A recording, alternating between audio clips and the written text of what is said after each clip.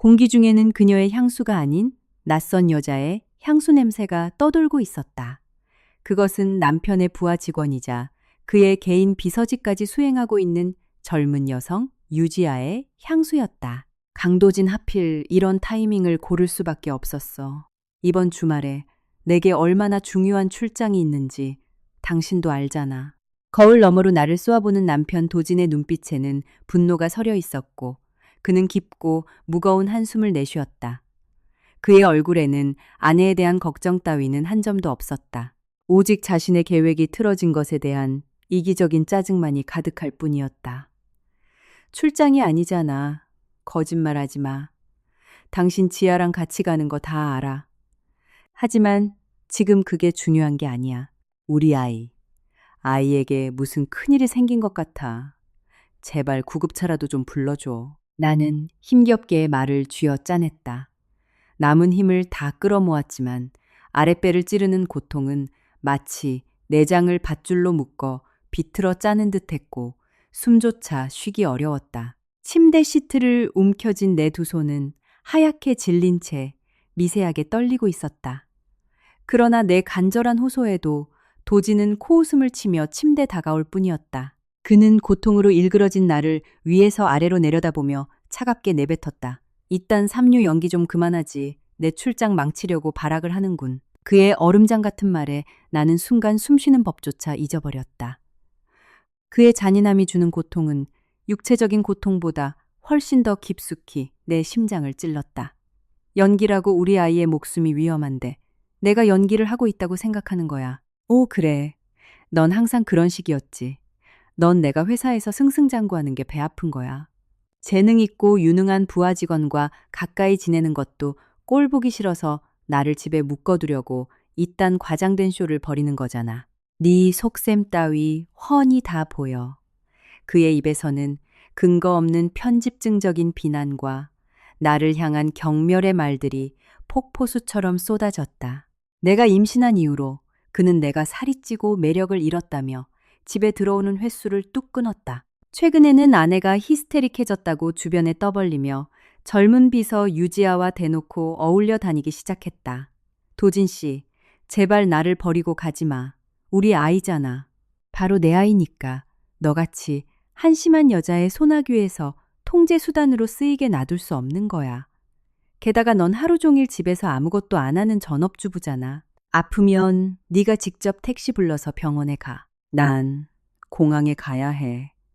지아가, 아니, 바이어들이 기다리고 있다고. 그 말을 끝으로 도지는 베개 가장자리에 놓여있던 내 스마트폰을 발로 툭 차버렸다. 나의 유일한 구명줄이었던 스마트폰은 바닥으로 미끄러져 손이 닿지 않는 곳으로 굴러갔다. 나는 깊은 절망 속으로 빠져들며 침묵할 수밖에 없었다. 내 눈앞에 있는 이 남자는 인간으로서의 최소한의 마음조차 완전히 잃어버렸다는 끔찍한 깨달음 때문이었다. 그는 나의 침묵을 패배의 인정으로 해석한 듯했다. 내가 완전히 무너져 반박조차 못한다고 생각한 도지는 만족스러운 미소를 지었다. 거봐, 할 말 없지. 혼자 거기서 실컷 끙끙대고 울고 짜고 해봐. 난 월요일 아침에 곧바로 회사로 출근할 테니까 그때까지 머리 좀 식혀둬. 도지는 내 부른 배를 단 한 번도 쳐다보지 않은 채 여행 가방 손잡이를 거칠게 당겼다. 정막이 흐르는 침실에서 캐리어 바퀴 굴러가는 소리가 고막을 찢을 듯 크게 울려 퍼졌다. 그럼 수고하고 내 앞길 방해하지 마. 쾅! 무거운 현관문이 무자비한 굉음과 함께 닫혔다. 침실에는 견딜 수 없는 복통에 몸을 웅크린 나 홀로 남겨졌다. 나의 남편은 사경을 헤매는 아내와 아직 태어나지도 않은 아이를 차갑게 버려둔 채 내연녀와의 밀월 여행을 떠났다. 아, 복통이 점점 더 심해졌다. 흐릿해져가는 의식 속에서 나는 필사적으로 바닥에 떨어진 스마트폰을 향해 손을 뻗었다. 침대에서 굴러떨어져 차가운 바닥에 엎드린 채 손가락을 길게 늘였다. 몇 센티미터, 조금만 더. 아이를 죽게 내버려둘 순 없어. 이 아이만은 내가 살려야 해. 그 순간 내 몸을 타고 낯선 느낌이 퍼져나갔다. 따뜻하고 축축한 감각, 양수가 터진 것이다. 패닉의 경계선에서 내 이성은 기적적으로 상황을 냉정하게 평가하고 있었다. 그리고 동시에 내 안에서 도진을 향한 무언가가 툭 하고 건조한 소리를 내며 끊어지는 것을 느꼈다. 남편에게 매달리던 불쌍하고 비참한 아내는 바로 이 순간 완전히 죽어버렸다. 무슨 수를 써서라도 살아남아야 한다. 다가오는 월요일 아침.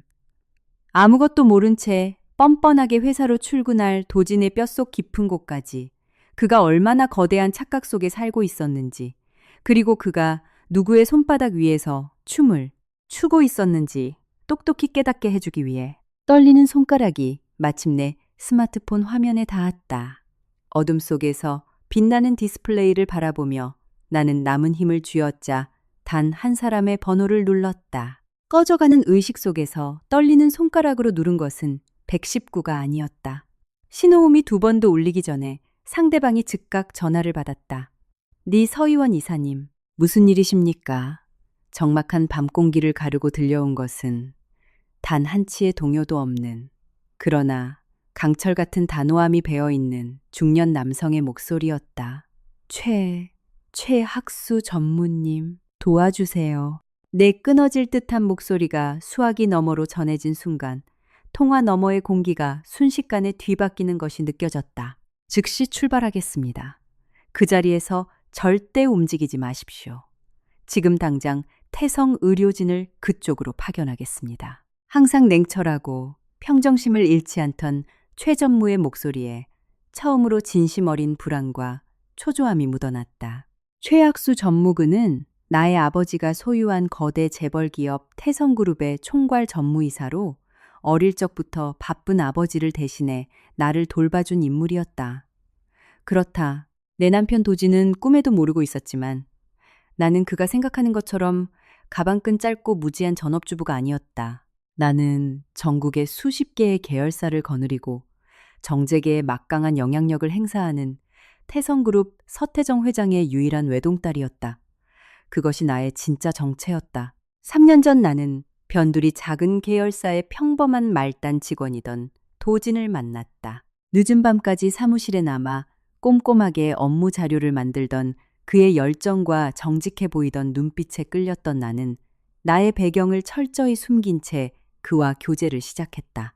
언젠가 꼭 크게 성공해서 너 평생 고생 안 시키고 행복하게 해줄게. 피곤해 지친 얼굴로 활짝 웃으며 내 손을 꽉 쥐던 그의 진심 어린 말을 믿었기에 나는 아버지에게 고개를 숙였다. 그 사람에게 재능이 있어요. 본사에서 기회를 주셨으면 해요.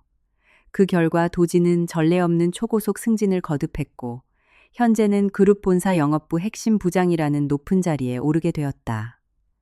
하지만 그는 이 모든 성공이 오로지 자신의 천재적인 재능과 카리스마 덕분이라는 거대한 착각에 빠져버렸다. 권력과 돈을 손에 넣으면서 그는 점점 오만해졌고 가정에 소홀해졌다. 나를 자신이 벌어오는 돈으로 빌어먹고 사는 쓸모없는 여자라며 깎아내리기 시작했다. 심지어 그는 젊은 비서 유지아와 바람을 피우기 시작했다. 내 아내 고등학교도 겨우 졸업한 무식한 여자야. 대화가 안 통해. 나 같은 엘리트 임원한테는 지아 너처럼 세련되고 지적인 여자가 어울리지. 어느 날 밤 그가 동료와 전화통화를 하며 나를 비웃는 소리를 우연히 듣게 되었다.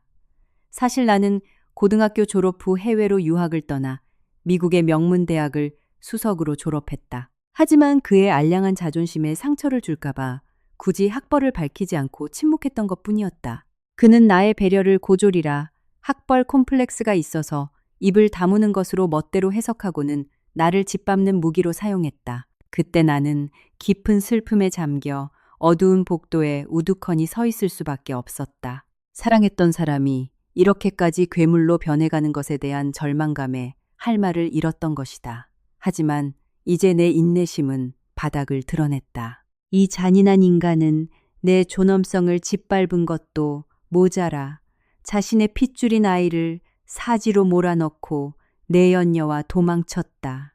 이사님, 서희원 이사님, 정신이 드십니까? 지독한 고통에 의식을 잃어가던 찰나 날카로운 사이렌 소리와 함께 현관문이 거칠게 부서지듯 열리는 소리가 들렸다. 비즈니스 슈트 차림에 숨을 헐떡이는 최전무와 태성그룹 산하 대형 병원의 VIP 응급 의료진들이 방 안으로 쏟아져 들어왔다. 최전무님, 다 괜찮습니다. 이사님, 잘 버텨주셨습니다. 지금 당장 태성의료센터 본원 VIP 응급수술실로 모시겠습니다. 조금만 견디십시오. 나는 들것에 실려 사이렌을 울리며 밤거리를 질주하는 구급차에 올랐다. 병원에 도착하자마자 일반 접수처를 모두 건너뛰고 오직 VIP만을 위한 전용 응급수술실로 곧바로 옮겨졌다. 강렬한 조명이 눈을 찔렀고 차가운 마취 기운이 팔을 타고 퍼져나갔다. 나는 오직 기도했다. 제발 우리 아이만은 살려주세요. 비록 그런 쓰레기 같은 놈의 핏줄이라 할지라도 내게는 세상 무엇과도 바꿀 수 없는 소중한 생명이었다. 다시 눈을 떴을 때 창밖으로는 이미 희스름한 새벽동이 트고 있었다. 깨끗한 소독약 냄새와 일정한 심박 모니터의 전자음이 VIP 특실의 고요함을 채우고 있었다. 깨어나셨습니까, 이사님? 밤을 꼬박 세운 듯 눈 밑에 짙은 그늘이 진 최전무가 침대 곁에 서서 깊이 고개를 숙였다. 아이는 바싹 마른 목구멍으로 간신히 그 단어를 내뱉자 최전무의 굳은 얼굴이 아주 조금 부드러워지며 조용히 고개를 끄덕였다. 심각한 위기 상황이었습니다만 저희 병원 최고 의료진의 투입으로 무사히 출산하셨습니다. 건강한 사내아이입니다. 예정일보다 조금 일찍 태어나 현재 신생아 중환자실 NICU에 머물고 있지만 생명에는 전혀 지장이 없습니다. 그 말을 듣는 순간 내 두 눈에서 안도의 눈물이 폭포수처럼 쏟아졌다. 신이시여, 감사합니다. 정말 다행이야. 생명을 건졌어. 그러나 내가 안도의 눈물을 닦아내자마자 최전무는 다시금 냉혹한 비즈니스맨의 얼굴로 돌아와 낮게 가라앉은 목소리로 보고를 시작했다.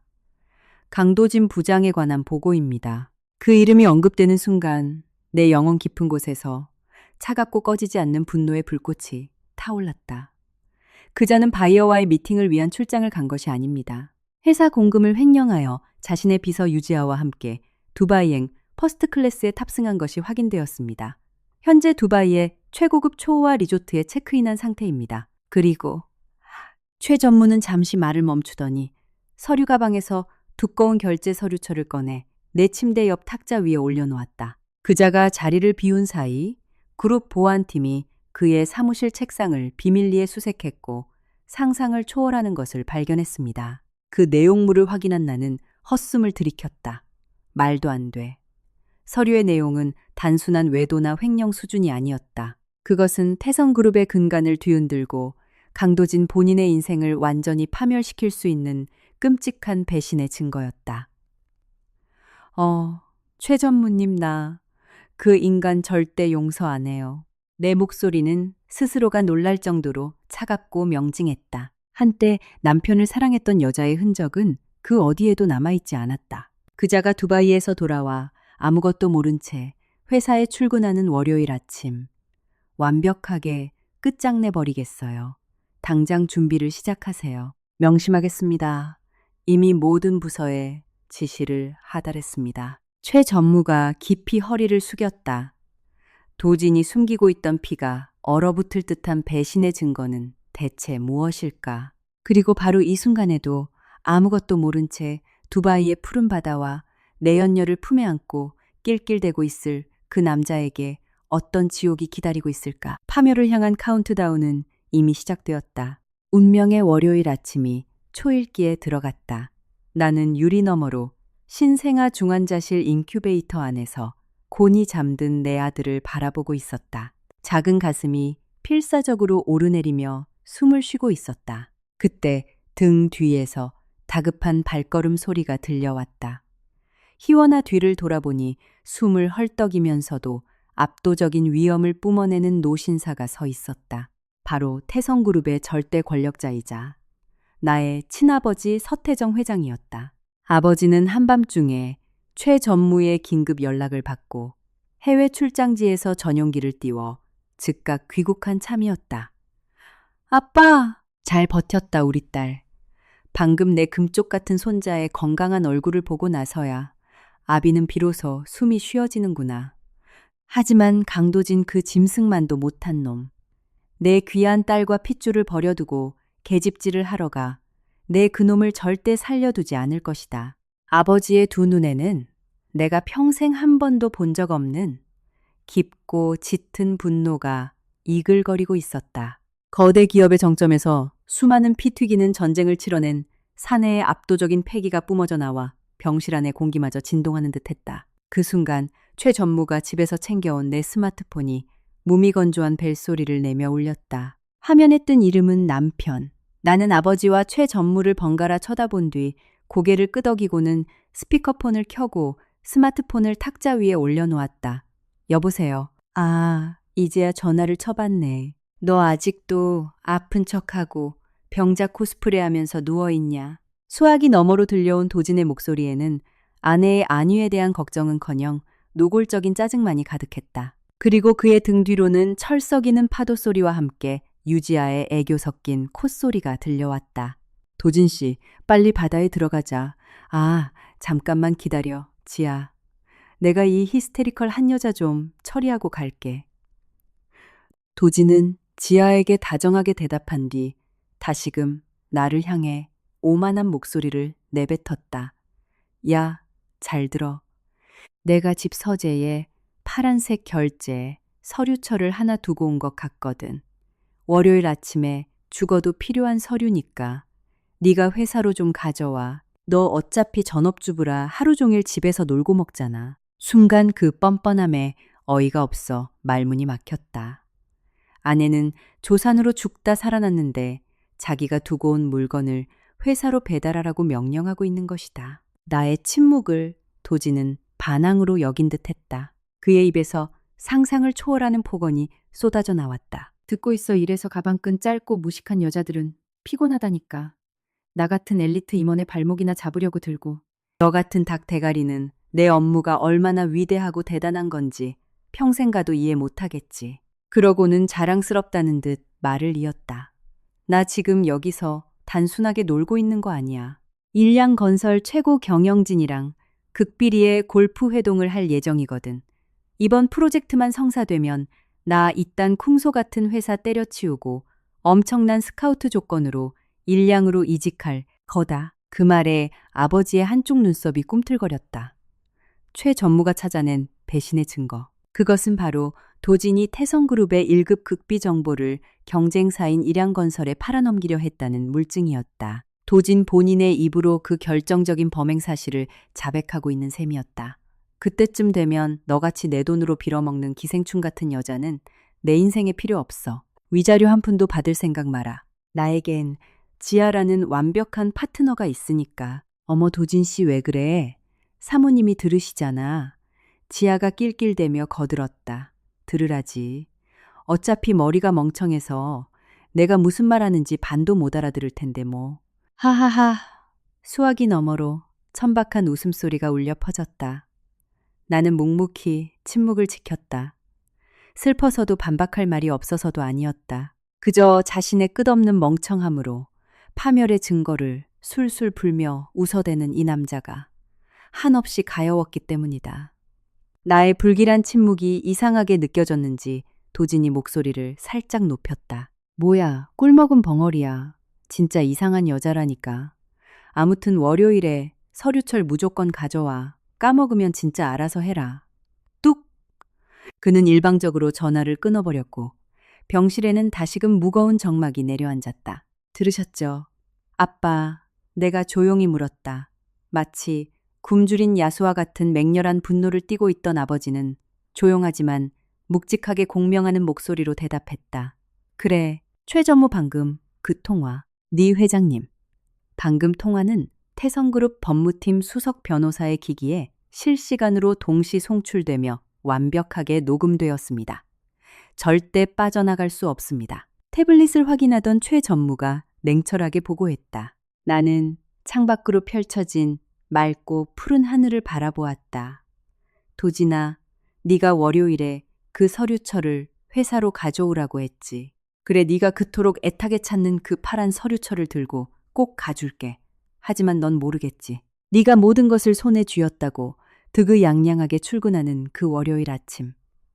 너의 가장 황당한 상상조차 뛰어넘는 끔찍한 절망이 널 기다리고 있을 거란 걸. 파멸의 발소리가 코앞까지 다가와 있었다. 일요일, 내 남편이 두바이의 눈부신 태양 아래 내연녀와 희희낙낙하는 동안 태성의료센터 VIP 병실에는 고요함이 흐르고 있었다. 내 몸 상태는 조금씩 호전되고 있었고 NICU에 있는 우리 아들의 호흡도 안정되었다. 그러나 이 짧은 평화를 깨고 탁자 위 스마트폰이 또다시 천박한 벨소리를 토해냈다. 발신자는 시어머니였다. 여보세요? 응답 버튼을 누르기가 무섭게 날카롭고 높은 쇳소리가 내 고막을 찔렀다. 야, 우리 도진이 앞길 좀 그만 막아라. 인사도 없이 대뜸 소리부터 빽 지르는 시어머니였다. 시어머니는 예전부터 자기 아들이 100년에 한 번 나올까 말까 한 천재 엘리트라고 맹신하고 있었고 나를 배운 것도 없는 고졸 주제에 내 아들이 주워줘서 사람 굿이라는 며느리라며 하대하고 깔봐왔다. 두바이에 있는 도진이 어미에게 무슨 거짓말을 꾸며낸 것이 분명했다. 우리 도진이한테 다 들었다. 그 중요한 비즈니스 출장을 가는데 네가 발목 잡으려고 꾀병을 부렸다며 넌 어쩜 그렇게 독하고 못 배운 티를 내니 꾀병 부리지 말고 청승 그만 떨어. 우리 도진이 지금 일량건설 임원 자리로 스카우트 제의받아서 제일 중요한 시기야. 넌 남편 등이나 갉아먹는 주제에 왜 애 앞길을 막아. 세상에 시어머니의 입을 통해 도진의 오만한 말들과 나를 향한 무자비한 모욕이 폭포수처럼 쏟아졌다. 그리고 너 우리 잘나가는 도진이한테 찰싹 들러붙으려고 억지로 임신한 거 다 안다. 천박한 네 피가 섞인 애가 태어나봤자 뭐 좋은 게 나오겠니? 우리 도진이한테는 지아처럼 똑똑하고 교양 있는 여자가 딱이야. 도진이 월요일에 귀국하면 위자료 받을 생각일랑 꿈에도 꾸지 말고 당장 이혼 서류에 도장부터 찍어. 일방적으로 쏟아지는 시어머니의 폭언. 나는 반박할 의지조차 생기지 않았다. 짙은 침묵을 유지했다.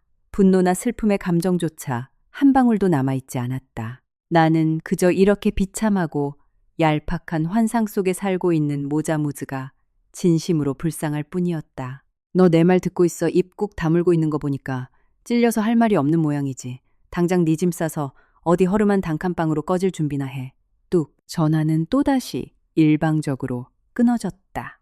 나는 차가운 유리 화면을 내려다보다가 스마트폰을 조용히 탁자 위에 내려놓았다. 그 모든 통화 내용을 옆에서 묵묵히 듣고 있던 아버지 서태정 회장의 얼굴에는 이제 분노조차 남아있지 않았다. 그 자리는 얼음장처럼 차갑고 잔혹한 미소가 채우고 있었다. 희원아, 저 집구석은 그야말로 멍청함에 밑빠진 독이구나. 내 아빠, 저 사람들은 지금 자신들이 감히 누구에게 덤벼들고 있는지 전혀 상황 파악을 못하고 있어요. 그 순간 가벼운 노크 소리와 함께 최 전무가 문을 열었다. 회장님, 희원 이사님, 손님이 오셨습니다. 미리 약속되었던 대로 방 안으로 완전히 예상치 못한 인물이 걸어 들어왔다. 단번에 그의 지위를 짐작게 하는 값비싼 다크, 그레이 슈트 차림에 날카로운 눈매를 가진 중년 남성. 경제 매거진 표지에서 수없이 보았던 인물이었다. 그가 바로 도진이 엄청난 조건으로 자기를 스카우트하려 한다며 떠벌리고 다니던 일량건설의 박동일 회장이었다. 박 회장 주말에 번거롭게 해서 미안하네. 아버지가 말을 건네자 일량건설 박 회장이 깊이 허리를 숙였다. 서 회장님 손자분의 탄생을 진심으로 축하드립니다. 그리고 그 멍청한 놈의 입에서 저희 일량건설의 이름이 오르내린 것에 대해 깊은 사과의 말씀을 올립니다. 박 회장의 예상치 못한 사과에 나는 놀라 눈을 동그랗게 떴다. 박 회장님, 그럼 도진이가 일량건설로 스카우트 된다는 건 거짓말인가요? 내 질문에 그는 혐오감을 감추지 않으며 차갑게 코웃음을 쳤다. 스카우트요, 얼토당토하는 헛소리입니다. 얼마 전 그자가 저희 쪽 임원에게 먼저 은밀하게 접촉해서 거래를 제안하더군요. 태성그룹의 핵심 기밀 정보를 일량에 넘길 테니 자신을 거액의 연봉을 받는 핵심 임원으로 채용해달라고요. 세상 천지의 어떤 미친 회사가 그런 저열한 산업 스파이 짓을 하는 쓰레기를 임원으로 앉힙니까? 도진이 그토록 굳게 믿고 있던 황금빛 미래는 오직 그의 망상 속에서만 존재하는 신기루였다. 그것이 충격적인 진실이었다. 그자의 헛짓거리를 보고받고 저는 즉각 서태정 회장님께 이 사실을 알렸습니다. 그자가 두바이에서 협상을 벌이고 있다고 철석같이 믿고 있는 저희 측 임원은 사실 그놈이 가진 모든 기밀 정보를 남김없이 뽑아내기 위해 투입한 미끼 가짜 임원입니다. 그놈이 지금 두바이에서 득이양양하게 떠벌리고 있는 태성그룹의 모든 내부 기밀 유출 정황은 실시간으로 녹음되어 태성그룹 법무팀으로 전송되고 있습니다. 박 회장의 말을 들으며 나는 숨을 죽였다. 도지는 자신이 경쟁사를 멋대로 쥐락펴락하며 영광의 계단을 오르고 있다고 확신했겠지만 사실 그는 두 거대 기업인 태성그룹과 일량건설 회장들의 손바닥 위에서 우스꽝스럽게 춤추고 있는 불쌍한 꼭두각시에 불과했다. 수고했네, 박 회장. 이제 그 짐승만도 못한 놈을 사회에서 완벽하게 매장해버릴 모든 패가 모였군. 아버지가 창밖에 마천루를 내려다보며 낮게 읊조렸다. 내일은 월요일, 그자가 천국에서 지옥의 밑바닥으로 내동댕이 쳐지는 날이다. 나는 침대 위에서 소리 없이 그러나 꽉 주먹을 쥐었다. 도진아, 내일 아침 회사로 파란 서류철을 가져오라고 했지. 그래, 기꺼이 가줄게. 네가 모든 것을 가졌다고 확신하며 승리감의 절정에 도달해 있을 바로 그 순간에 내일 아침 네가 아무런 의심 없이 당당하게 걸어 들어올 태성그룹 본사 사옥.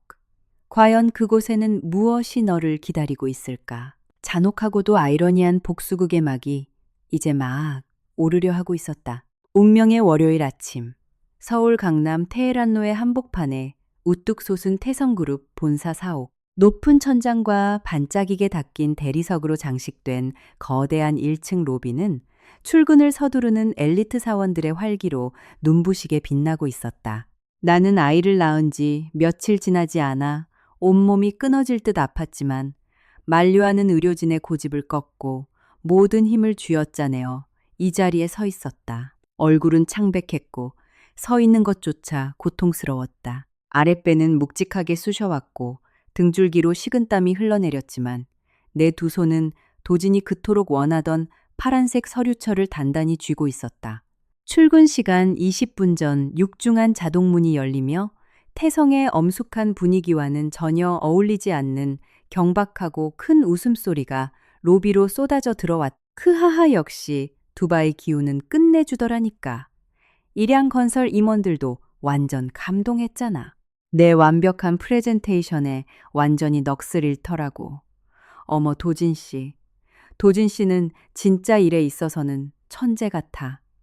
평생 기대고 싶다니까. 두바이의 태양 아래 새카맣게 탄 얼굴로 머리에는 명품 선글라스를 얹고 팔짱을 낀 채 끈적하게 달라붙어 있는 비서 유지아와 강도진이었다.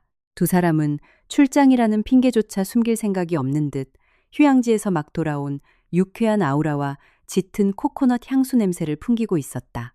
강도진. 내가 조용히 그의 이름을 부르자 도진은 우뚝 걸음을 멈추더니 깊은 경멸이 담긴 표정으로 나를 쏘아보았다. 시발 진짜 기어나왔네. 야, 그 꼴은 또 뭐야? 처녀 귀신이야. 아직도 동정심 유발하려고 꾀병 코스프레 중이냐? 진짜 구역질나게 찌질한 여자네. 도진은 내 손에서 파란 서류철을 거칠게 낚아챘다. 뭐 어쨌든 서류는 받았으니 됐다. 너같이 내 돈 빨아먹고 사는 기생충 같은 여자는 내 인생에 단 1mm도 필요 없어. 난 이제 일양건설 핵심 임원으로서 찬란하게 빛나는 인생을 살 거니까. 그의 목소리는 인위적으로 컸고 바쁘게 로비를 오가던 수많은 직원들이 하나둘씩 걸음을 멈추고 멀찍이 서 우리를 에워싸기 시작했다. 로비 전체에 웅성거리는 수군거림이 번져갔다. 그러나 도지는 사람들의 시선을 오히려 즐기듯 모두가 들으라는 듯 더욱 목소리를 높였다. 여러분 모두 내 말 좀 들어보십시오. 여기 이 여자는 아내로서 최악입니다. 제 성공을 시기하고 질투해서 내 중요한 업무를 방해하기만 하죠. 내 돈으로 빌어먹고 살면서 내가 유능한 비서인 지아 씨랑 일하는 게 꼴보기 싫다고 저를 집에 묶어두려고 꾀병이나 부리는 여자입니다. 이렇게 교활하고 악독한 여자 본 적 있습니까? 지아. 역시 승리감에 도취된 미소를 지으며 도진의 팔에 더욱 바짝 달라붙었다. 맞아요. 사모님은 학벌이 짧아서 도진 씨 일이 얼마나 위대한 건지 이해를 못해요. 자기 열등감 때문에 도진 씨 발목이나 잡으려고 들고. 진짜 역겨워요. 불쌍한 여자야. 두 사람의 무자비한 언어 폭력이 나를 향해 쏟아졌지만 나는 차가운 대리석 바닥만을 내려다보며 깊은 침묵을 지켰다. 머리가 어지러웠고 몸에 힘이 빠졌다. 출산 직후라 이런 긴장된 공간에 서 있는 것조차 고통스러웠다. 하지만 주변 사람들의 눈에 나는 그저 거짓말이 들통나 반박조차 못하는 초라하고 불쌍한 여자로 비쳤을 것이다. 그때 군중 속에서 젊은 남자 직원이 걸어 나왔다. 도진의 직속 부하 직원, 오기영이었다. 예전에 그가 큰 실수를 저질러 해고될 위기에 처했을 때 내가 도진을 설득해 그를 용서하게 하고 집으로 초대해 따뜻한 저녁을 대접하며 격려해 주었던 바로 그 오기영 대리였다. 성공한 도진에게 아부하기 위해 지난날의 은혜 따윈 까맣게 잊은 기영은 나를 향해 손가락질을 해댔다. 부장님이 사모님 질투심 때문에 얼마나 고생하셨는지 저희 부서 사람들은 다 압니다. 저런 히스테릭한 짐짝 같은 여자는 빨리 버리세요. 부장님 옆엔 지아 씨가 훨씬 어울립니다. 오, 기영이 너도 그렇게 생각하냐 들었지. 서희원 이게 주변 사람들의 객관적인 평가야. 넌 아무데도 쓸모가 없다고 도지는 의기양양하게 폭소를 터뜨리더니 재킷 주머니에서 구겨진 종이 한 장을 꺼내 내 발밑으로 툭 던졌다. 자, 빨리 이 협의 이혼 서류에 도장 찍고 내 앞에서 꺼져. 너 같은 쓸모없는 여자한테 위자료 단 한 푼도 줄 생각 없으니까. 군중 속에서 억눌린 웃음소리, 경멸 조롱이 뒤섞여 들려왔다.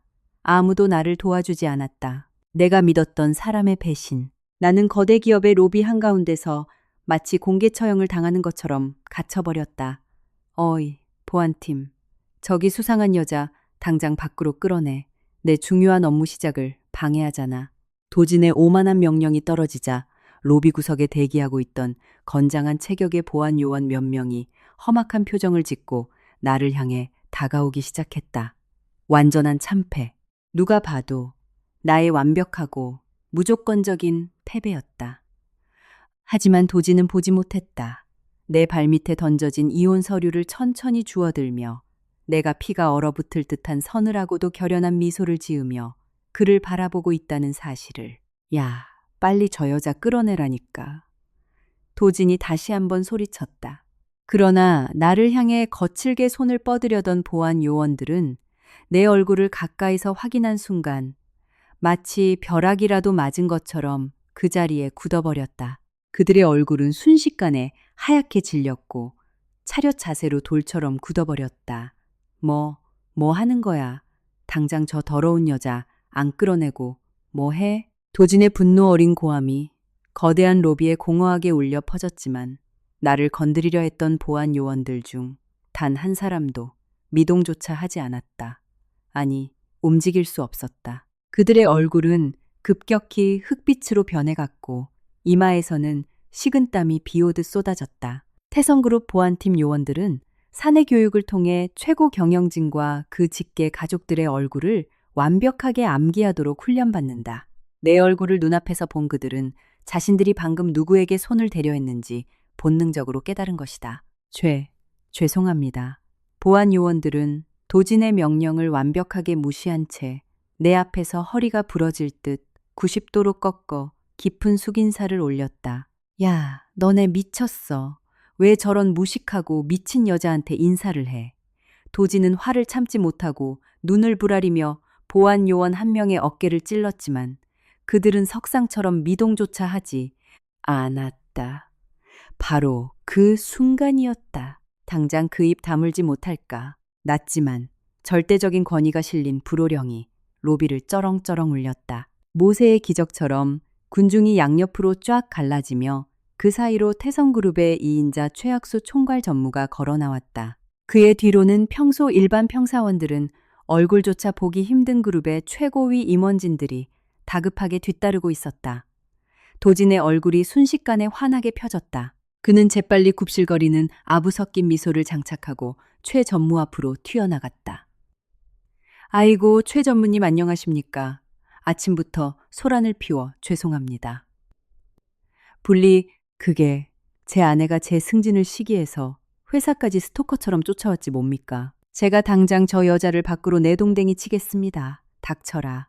최 전무의 불호령에 도지는 힉 하는 기괴한 소리를 내며 입을 다물었다. 최 전무는 알랑방귀를 뀌는 도진에게는 눈길 한 번 주지 않은 채 나를 향해 곧장 다가왔다. 그리고 그를 뒤따르던 모든 최고위 임원들과 함께 무릎이 땅에 닿을 만큼 깊고 깍듯하게 허리를 숙였다. 서희원 이사님, 옥체도 미령하신데 어찌 무리해서 행차하셨습니까? 저희가 모시러 가는 것이 늦어 대단히 죄송합니다. 그 말이 로비에 울려 퍼지자 숨죽여 지켜보던 수백 명의 직원들의 호흡이 일제히 멈췄다. 서희원 이사님. 도진의 입에서 넋이 나간 듯한 경악의 탄식이 새어나왔다. 지아와 기영 역시 유령이라도 본 것처럼 입을 떡 벌린 채 그 자리에 굳어버렸다. 나는 천천히 고개를 들었다. 기나긴 침묵과 인내의 시간은 이제 끝났다. 남편의 잔인한 폭언에 눈물 흘리던 불쌍한 아내는 그날 밤 병실에서 이미 죽었다. 나는 영혼까지 얼어붙게 만드는 차가운 미소를 띠며 조용히 입을 열었다. 강도진, 내가 당신한테 작게 숨긴 비밀이 하나 있었어. 비밀. 그래, 나 무식한 고졸 아니야. 미국 명문대 수석 졸업생이야. 그리고 무엇보다 나는 태성그룹 서태정 회장님의 하나뿐인 외동딸이야. 이더러 나는 도진의 흑단처럼 그을린 얼굴에서 순식간에 모든 핏기가 가시는 것을 똑똑히 보았다. 그의 얼굴은 기괴할 정도로 창백해졌다. 희원아, 너 무슨 개소리를 하는 거야. 네가 회장님 딸이라고 도지는 현실을 부정하려는 듯 억지로 헛웃음을 쥐어짜냈다. 그러나 우리를 둘러싸고 있는 최고위 임원들 중 그 누구도 내 말을 부정하지 않은 채 여전히 깍듯하게 허리를 숙이고 있는 묵직한 풍경이 그것이 흔들릴 수 없는 완벽한 진실임을 증명하고 있었다. 도진아, 네가 날 보고 네 돈으로 빌어먹는 쓸모없는 기생충이라고 했지. 나는 그가 내 발밑에 던졌던 이혼 서류를 천천히 들어올려 갈기갈기 찢어 허공에 흩뿌렸다. 그리고 그를 향해 한 걸음 다가가며 말을 이었다.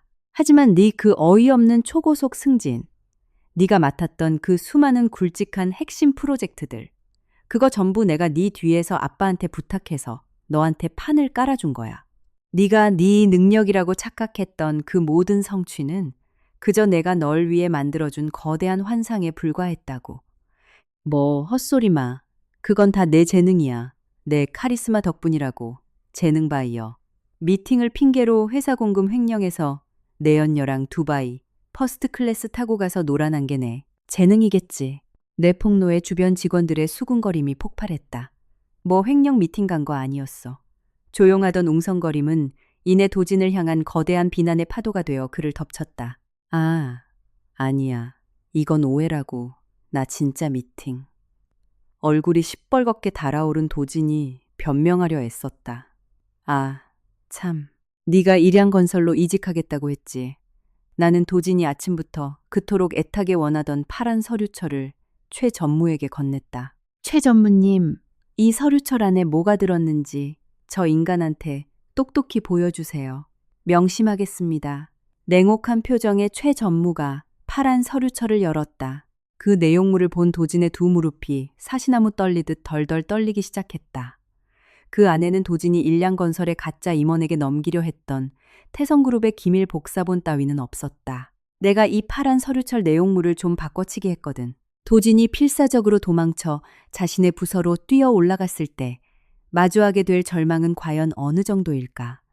최 전무는 얼음장 같은 표정으로 파란 서류철을 열어 그 내용물을 대리석 바닥 위로 왈칵 쏟아부었다. 그 순간 유령을 본 듯 도진의 얼굴이 무섭게 일그러졌다. 바닥에 쏟아진 것은 도진이 일양건설에 넘기려던 기밀문서가 아니었다. 그것은 그들이 출장을 빙자해 두바이에서 법인카드로 얼마나 호화로운 향락을 즐겼는지를 보여주는 끔찍한 횡령의 증거들이었다. 두바이 해변에서 칵테일을 들고 끌어안고 있는 고화질 사진들, 지아가 법인카드로 명품 가방을 싹쓸이한 부티크 영수증 더미, 심지어 도진이 수년간 허위 출장비를 청구해 해외 비밀, 계좌로 빼돌려 비자금을 조성해온 계좌, 내역서까지. 뭐야 이거? 내 기밀 파일 어디 갔어? 도진은 바닥에 주저앉아 덜덜 떨리는 손으로 흩어진 사진과 영수증을 주워 담으려 발악했다. 내가 바꿔치기 했어. 네가 빼돌리려던 태성의 극비 정보는 이미 우리 법무팀 금고에 안전하게 보관되어 있고 대신 그 폴더 안에는 네 끔찍한 진짜 업적들을 꽉 채워 넣어줬지. 내가 그를 깔아뭉개듯 내려다보며 말하자. 그제야 사태의 심각성을 깨달은 지아가 히스테릭한 비명을 질렀다. 이거 다 조작이야. 도진 씨 빨리 뭐라고 말 좀 해봐요. 저 질투심 많고 무식한 여자가 우리가 너무 잘 나가니까 함정판 거잖아. 지아의 발악에 도진 역시 눈에 핏발을 세우며 벌떡 일어나 나를 향해 삿대질을 해댔다. 그래 맞아. 너같이 머리 텅 빈 전업주부 따위가 이런 증거를 수집했을 리가 없어. 넌 그냥 내 성공이 배 아파서 이딴 유치한 짓거리나 꾸미는 거야. 이거 다 가짜야. 블러핑이라고 그들의 입에서는 처절한 변명과 모욕이 쉴 새 없이 쏟아져 나왔지만 나는 단 한마디도 대답하지 않았다.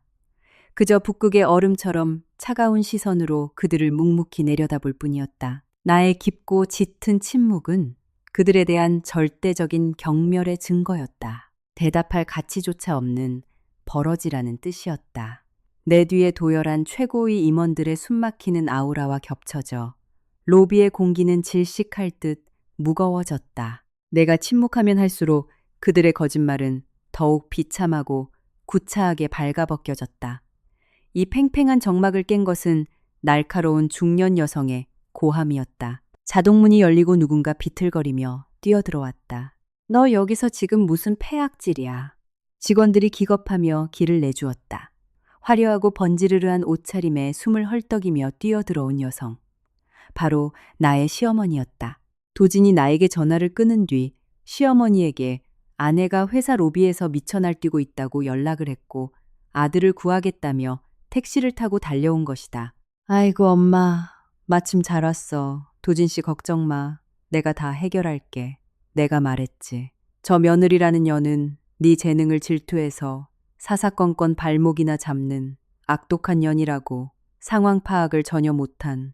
시어머니는 나에게 삿대질을 하며 앙칼지게 소리쳤다. 가방끈 짧고 근본도 없는 천박한 년이 감히 하늘 같은 내 엘리트 아들한테 대들어.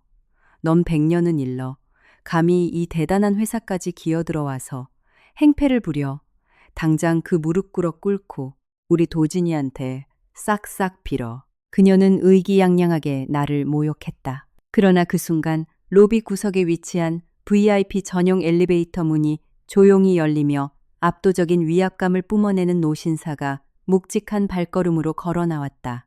태성그룹의 절대 권력자 서태정 회장이었다. 아주 기세가 등등한 노인네로군. 감히 내 금쪽 같은 외동딸과 갓 태어난 내 손자를 입에 담지도 못할 말로 모욕한 게 바로 당신인가. 야수의 으르렁거림 같은 낮고 위압적인 목소리. 로비에 있던 수백 명의 직원이 일제히 군기든 군인처럼 자세를 고쳐잡고 허리를 90도로 꺾었다. 시어머니는 그제야 이상한 낌새를 눈치채고 어리둥절한 표정으로 회장과 나를 번갈아 쳐다보았다. 딸, 도진아, 저 높으신 영감님은 누구신데 다들 저렇게 절을 하는 게냐. 엄마, 제발 입 좀 닫아. 저분은 태성그룹 서태정 회장님이시라고. 도진의 목이 기어가는 듯한 목소리가 귓가에 닿자 시어머니의 얼굴에서 순식간에 모든 핏기가 사라졌고 그녀는 당장이라도 기절할 듯 굳어버렸다. 회장님, 그럼 저 서의원이가.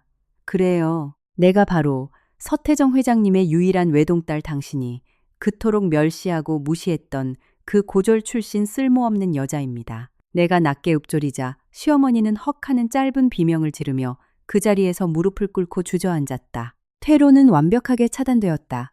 모든 진실이 백일하에 드러났다. 주변을 둘러싼 직원들의 눈빛은 도진을 성공한 엘리트 부장이 아닌 회사를 배신한 파렴치한 범죄자로 보고 있었다. 끝났다. 감옥행인가 아니, 아직 끝나지 않았다.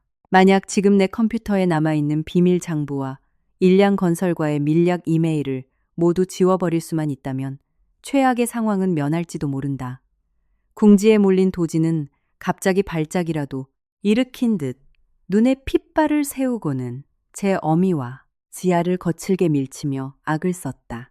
비켜 다 비켜, 난 영업부장이야. 아직 안 끝났어. 내 사무실에는 내 눈부신 업적들이 있다고. 그는 마치 미친 야수처럼 일반 직원용 엘리베이터를 향해 맹렬하게 내달렸다. 도진 씨 가치가 지아가 그를 쫓아가며 비명을 질렀지만 그는 지아를 밖으로 밀쳐내고 닫히는 엘리베이터 문틈 사이로 흉측한 조소를 지어 보였다. 그는 굳게 믿고 있었다. 자신의 왕국인 15층 영업부로 돌아가면 그곳에는 자신에게 굽실거리는 충성스러운 부하 직원들이 있을 것이고 모든 증거를 인멸할 수 있는 자신의 컴퓨터가 얌전히 놓여 있을 것이라고. 그는 정말 아무것도 모르고 있었다. 띵 하는 전자음과 함께 15층 엘리베이터 문이 열렸다. 야, 너네 다 비켜. 당장 내 컴퓨터로 갈 거니까. 부서로 뛰어들어온 도진의 고함이 허공에서 뚝 끊겼다. 평소라면 왁자지껄해야 할 영업부 사무실은 공동묘지처럼 죽은 듯 고요했다. 차갑고 억압적인 침묵만이 공기 중에 맴돌았다. 그리고 그가 부서의 자랑이자 권력의 상징이었던 부장석으로 달려간 순간 그는 절망의 차바닥에 주저앉고 말았다. 야, 너네들 내 책상 근처에 오는 새끼는 다 해고야. 눈에 핏발이 선 도진이 15층 사무실 문을 박차고 들어오며 고래고래 소리를 질렀다. 평소 같았다면 부장님 출근하셨습니까? 하며 굽실거렸을 부하 직원들. 그러나 오늘 그의 왕국은 달랐다. 몇몇 직원들은 제자리에 선 채 마치 벌레를 보듯 차갑고 무관심한 시선으로 그를 쏘아보고 있었다. 숨막히는 침묵만이 가득했다. 그 눈깔들은 뭐야? 당장 일하네. 너네 다 내가 벌어온 돈으로 먹고 사는 주제에 감히 어딜 위아래로 훑어봐. 도지는 침을 튀기며 발악하듯 소리치고는 사무실 안쪽 유리벽으로 둘러싸인 자신의 전용 부장실로 헐레벌떡 뛰어갔다. 한해 컴퓨터만 무사하면 돼. 그러면 모든 증거를 날려버릴 수 있어. 그는 광기 어린 웃음을 흘리며 부장실 문을 벌컥 열었다. 그러나 다음 순간 그의 흉측한 미소는 차갑게 얼어붙었다. 뭐야 이건? 그의 가장 큰 자부심이었던 최고급 천연 가죽 의자와 거대한 마호가니 책상, 최신형 데스크톱 컴퓨터, 고객 명부가 든 수많은 서류철 서랍 속 개인, 물품까지 전부 그 모든 것이 먼지 한 톨 남김없이 싹 다 사라져 있었다. 남은 것이라곤 아침 햇살을 처량하게 반사하는 텅 빈 책상 상판뿐이었다. 내 컴퓨터 어딨어? 내 비자금 장부야. 누가 내 책상 뒤졌어? 이거 절도야. 당장 경찰 불러. 도지는 텅 빈 서랍을 닥치는 대로 뽑아 바닥에 내동댕이 치며 히스테리를 부렸다. 그때 그의 비참한 뒷모습을 향해 서늘하고도 조롱기 섞인 목소리가 날아들었다. 여전히 시끄러운 분이시군요. 강도진 부장. 도진이 흠칫 놀라 뒤를 돌아보았다. 부장실 구석 손님용 소파에 다리를 꼬고 깊숙이 기대앉은 예상치 못한 불청객. 두바이에서 그와 함께 하하호호 웃으며 밀약을 나누었던 일량건설의 바로 그 임원이었다. 단 오늘은 하와이안 셔츠가 아니라 가슴에 태성그룹의 로고 배지가 반짝이는 정갈한 슈트, 차림이었다. 이 이사님, 여긴 어쩐 일이십니까? 저를 구해주러 오셨군요. 도진이 구원자를 만난 듯 손을 뻗었지만 남자는 얼음장 같은 시선으로 그를 쏘아보았다. 어딜 감히 더러운 손을 뻗습니까? 제 진짜 직함은 태성그룹 내부 감사실장 권명진입니다. 뭐요? 감사실.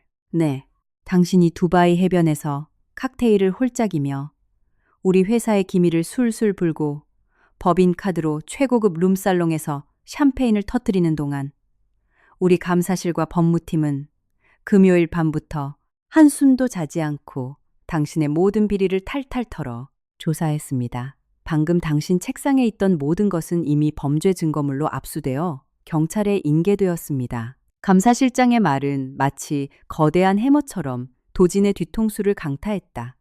충격적인 반전이었다. 그가 자신의 찬란한 미래로 가는 티켓이라고 굳게 믿었던 두바이 출장이 실은 태성그룹이 그의 경계심을 완전히 허물고 모든 범죄 증거를 싹쓸이하기 위해 쳐놓은 치밀한 함정이었던 것이다. 아, 말도 안 돼. 그대로 무릎이 꺾이려는 도진의 등 뒤로 영업부 사무실의 공기가 또 한 번 무겁게 가라앉았다. 나와 아버지 서태정 회장, 그리고 최학수 전무가 임원들을 대동하고 영업부 안으로 들어선 것이다. 나를 본 도진의 두 눈에 다시 한번 추악한 분노의 불꽃이 일었다. 이게 다 내년 짓이지. 서의원 네가 날 속였어. 고졸 주제에 학벌 콤플렉스나 찌들어가지고 넌 안 내면 남편을 내조하고 내가 까라면 까는 대로 조용히 복종했어야지. 너처럼 속이 텅텅 빈 여자는 나 없이는 하루도 못 살 주제에. 도진은 목에 핏대를 세운 채 어떻게든 자기 정당화를 위해 나에게 악을 썼다. 그는 끝없이 나를 깎아내리려 했지만 나는 그가 아무리 발악을 해도 표정 하나 바꾸지 않았다.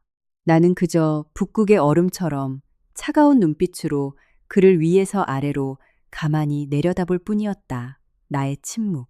그것은 분노가 아니라 극한의 경멸이었다. 그를 더 이상 인간으로조차 취급하지 않겠다는 선언이었다. 내가 단 한마디도 대꾸하지 않자 그의 욕설은 메아리 없는 허공을 맴돌며 그 자신의 바닥 없는 멍청함만을 사무실 전체에 전시할 뿐이었다. 더러운 쥐새끼처럼 그 입 다물지 못할까. 내 옆에 서 있던 아버지가 맹수의 으르렁거림 같은 묵직한 목소리로 뱉어냈다. 그 압도적인 패기에 도진은 힉 소리를 내며 뒷걸음질 쳤다. 권 실장 그 계약서를 이놈에게 보여주게. 아버지의 지시에 따라 감사실장이 태블릿을 켜 도진의 얼굴 들이밀었다. 강도진 부장. 두바이 호텔에서 일양건설과의 스카우트 고용 계약서인 줄 알고 아주 신나게 사인하셨던 그 영문 서류 기억하십니까? 당신 영어를 까막눈 수준으로 못하니 내용도 안 읽어보고 그냥 냅다 사인하셨죠. 도진의 얼굴이 시체가 방불케 할 정도로 새하얗게 질렸다. 그렇다. 나를 영어 한마디 못하는 무식한 고졸이라 깔보던 그는 정작 본인이 영문 계약서 한 줄 제대로 읽지 못하는 깡통이었다. 그건 스카우트 계약서가 아닙니다. 지난 5년간 당신이 태성그룹에서 빼돌린 횡령액 50억 원을 개인 자산으로 전액 변제하겠다는 자백서이자 이와 관련된 모든 형사 처벌에 대해 일체의 이의를 제기하지 않겠다는 확약서입니다. 50억. 그 천문학적인 액수를 들은 도진의 입에서 개거품이 흘러나왔고 그는 힘이 풀려 바닥에 풀썩 주저앉았다. 하지만 지옥은 여기서 끝이 아니었다. 죽은 듯 고요한 사무실에 도진의 스마트폰이 날카롭게 울리기 시작했다. 화면에 뜬 이름은 지아. 1층 로비에서 그가 짐짝처럼 밀쳐내고 버려두었던 그의 사랑스러운 내연녀였다. 그는 덜덜 떨리는 손으로 통화 버튼을 누르며 구명줄을 잡듯 외쳤다. 지아, 지아, 짱나 좀 살려줘. 도진의 절박한 목소리가 15층을 울렸다. 그는 지아와 입을 맞추어 최후의 변명을 꾸며내기 위해 덜덜 떨리는 손가락으로 스피커폰 버튼을 눌렀다. 지아짱, 너 지금 어디야? 1층 로비야. 큰일 났어. 두바이 출장. 그거 다 함정이었어. 빨리 내 해외 비밀 계좌에 있는 돈 전부 다른 페이퍼 컴퍼니로 이체해. 그러나 스마트폰 스피커에서 흘러나온 것은 사랑하는 비서의 겁먹은 목소리가 아니라 건조하고 경멸 가득한 비웃음이었다. 넌 진짜 등신머저리냐, 강도진. 너 지금 스피커폰 켰지? 주변에 사람들 다 듣고 있을 거 아냐. 도진의 얼굴이 일그러졌다. 함정인 거 1층 로비에서 그 서의원 이사님, 아니 회장님 따님 얼굴 보는 순간 진작에 눈치챘어. 그래서 네가 엘리베이터로 비겁하게 도망칠 때 난 재빨리 비상구로 나가서 택시 타고 튀었지. 튀어. 날 버렸다고 도진의 절규를 끊고 지아의 상상을 초월하는 욕설이 쏟아졌다. 당연하지. 넌 네가 잘나서 임원 다 된 줄 알았지. 그거 다서 이사님 빽이었잖아. 넌 그냥 운 좋은 껍데기였어. 주제도 모르고 잘 나가는 최고급 임원 행세하는 거 진짜 역겨워서 토 나올 뻔했다고. 지지야, 짱. 너 내 카리스마에 반했다고 했잖아. 카리스마 지랄, 똥 싸네. 영어 한마디 못해서 쩔쩔매는 쉰내. 나는 아저씨를 내가 왜 만나. 네가 내 명품백 사주고 돈 펑펑 쓰니까 비위 맞춰준 거지. 너랑 키스할 때마다 구역질 참느라 얼마나 힘들었는지 알아. 그 말에 도지는 마치 벼락을 맞은 듯 그 자리에 얼어붙었다. 자신이 절대적으로 사랑받고 있다는 그의 오만한 믿음은 오직 그가 횡령한 돈을 뜯어내기 위한 싸구려 연극에 불과했다. 그리고 곧이어 그를 완전히 박살내는 새로운 타격이 날아들었다. 통화 너머로 부스럭거리는 소리가 나더니 전혀 들어본 적 없는 젊고 건방진 남자의 목소리가 스피커를 타고 흘러나왔다. 어이, 아재, 내 목소리 들려, 너. 넌 누구야? 왜 네가 지아랑 같이 있어? 나나 지아, 진짜 남친. 호스트바 선수 출신 하성이라고 해. 아재가 두바이에서 랄랄라 수영하고 놀 때 지아가 아재폰 해킹해서 비밀번호 다 빼돌렸거든. 아재가 꼽을 쳐둔 해외 비자금 50억 방금 우리 대포 통장으로 싹 다 세탁해서 옮겼어. 도진의 두 눈이 튀어나올 듯 커졌다. 아재가 회사에서 도둑질한 돈은 우리 결혼 자금이랑 내 빚 갚는데 아주 잘 쓸게. 아, 경찰에 신고해봐야 소용없을걸. 어차피 횡령범은 아재고 우린 그냥 눈먼 돈 주운 것뿐이니까. 그럼 수고해라, 이 전과자 찌질아. 감방에서 평생 네 멍청함이나 반성하면서 살아. 뿅, 뚜뚜뚜. 무자비한 신호음이 연결을 끊어버렸다. 지아는 그의 숨겨둔 전 재산을 싹쓸이한 채 자신의 진짜 애인과 도망쳐버렸다. 도지는 회사 지위 돈, 그리고 자신이 진심으로 사랑한다고 믿었던 여자까지 모든 것을 잃었다. 그는 이제 완벽하게 발가벗겨진 절대적인 패배자였다. 아, 거짓말. 이거 다 거짓말이야. 절망에 빠진 도지는 스마트폰을 바닥에 집어 던지고 짐승처럼 울부짖으며 바닥을 기어다녔다. 눈물과 콧물이 범벅이 된 채 그는 결국 자신이 그토록 오래도록 짓밟고 모욕했던 여자의 발밑에 당도했다. 나의 발밑에. 희희원아, 제발 나 좀 살려줘. 그는 내 바지가랑이를 부여잡고 대리석 바닥에 이마를 뜯으며 오열했다. 다 전현이 꼬신 거야. 전현이 날 속였다거나 위자료 같은 거 한 푼도 필요 없어. 제발 장인어른한테 말씀드려서 저 50억 빚만 좀 갚아달라고 해줘. 우리 한때 사랑해서 결혼한 부부잖아. 우리 방금 태어난 갓난아이는 어쩌고. 아빠가 감옥에 가면 애한테도 안 좋을 거 아니야. 자신의 목숨을 부지하기 위해 이제는 자신이 죽이려 했던 아이마저 방패막이로 삼고 있었다. 그의 끝을 알 수 없는 저열함에 주변 직원들은 구역질이 난다는 듯 고개를 돌렸다. 그러나 나는 단 한마디도 하지 않았다. 나는 내 발밑에서 벌레처럼 꿈틀거리며 오열하는 전 남편을 그저 얼음장 같은 눈빛으로 조용히 내려다보았다. 나의 침묵, 분노마저 차갑게 식어버린 완벽한 무물. 내 눈앞에 있는 것은 한때 내가 사랑했던 남자가 아니라 짐승만도 못한 초라하고 기괴한 생물체일 뿐이었다. 나의 절대적인 침묵은 그와의 영원한 단절과 가차없는 심판의 선언이었다.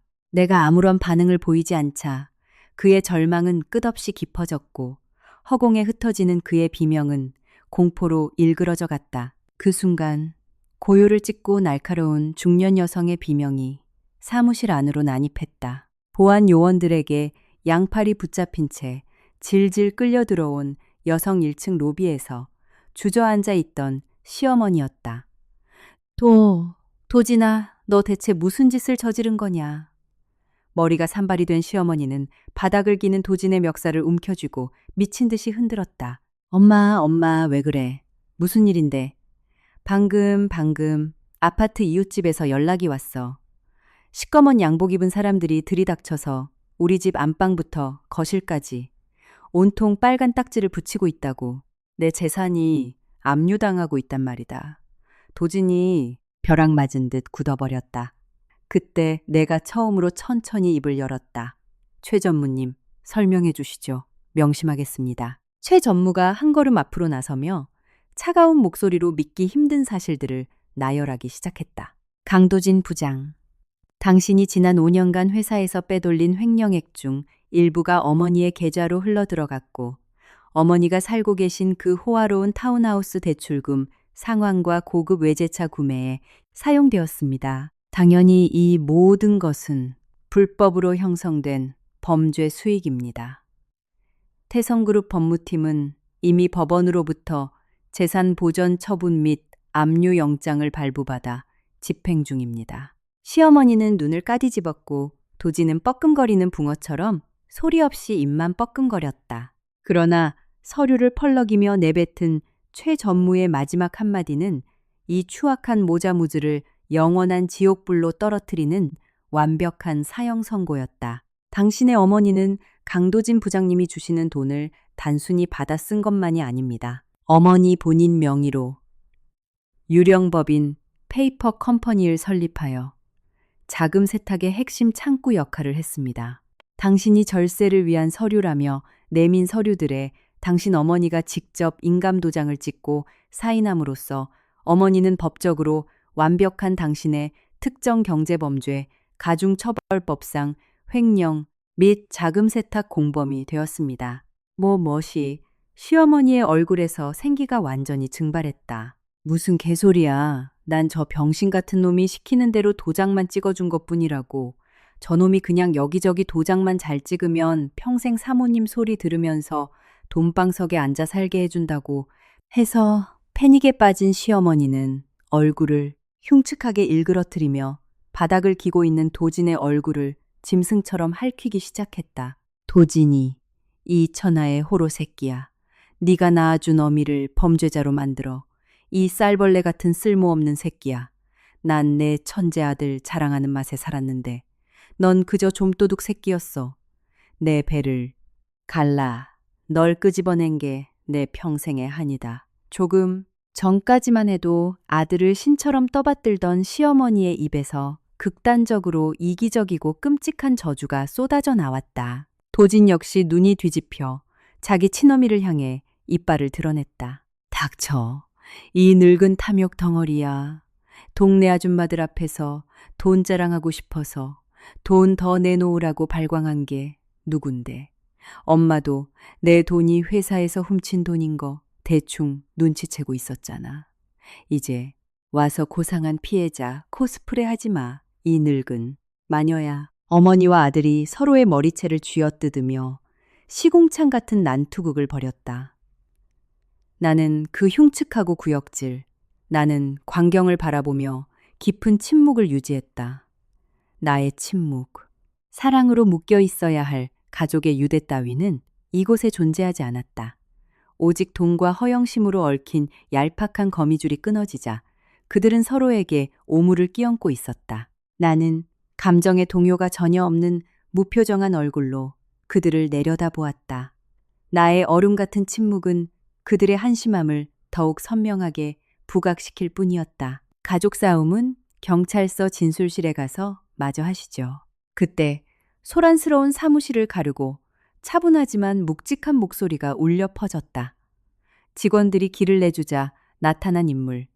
태성그룹 직원이 아니었다. 날카로운 눈빛을 한 다크그레이, 슈트 차림의 건장한 남자, 그리고 그 뒤를 따르는 체격 좋은 형사들이었다. 서울지방경찰청 경제범죄 수사대 정도연 팀장입니다. 강도진 씨 그리고 김복자 씨 두 사람을 특정 경제범죄, 가중처벌 등에 관한 법률 위반 업무상 횡령 및 범죄 수익 은닉 규제법 위반 혐의로 긴급 체포합니다. 기업 범죄를 전문으로 수사하는 베테랑 수사관들의 등장이었다. 체포, 경찰. 도진과 시어머니는 사시나무 떨듯 뒷걸음질을 쳤다. 충격적인 전개였다. 그들은 그저 회사에서 해고당하고 민사상 손해배상 소송 정도만 당할 것이라 순진하게 착각하고 있었지만 태성그룹은 이미 완벽한 증거를 바탕으로 경찰에 정식 수사를 의뢰해 이 사건을 형사사건으로 전환해버린 것이다. 철컥, 차가운 금소금과 함께 도진과 시어머니의 손목에 묵직한 수갑이 채워졌다. 아, 안 되나. 나 달라고 전현이 잘못한 거야. 저 못 배운 며느리년이랑 이 멍청한 아들놈이 다 잘못한 거라고 이거나. 난 엘리트야.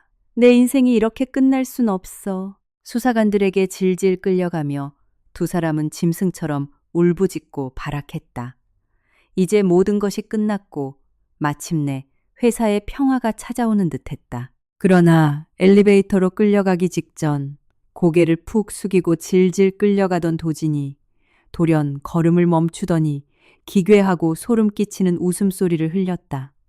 크, 크, 크, 크, 크, 크, 크, 크, 크, 크, 크, 크, 크, 크, 크, 크, 크, 크, 크. 하하하.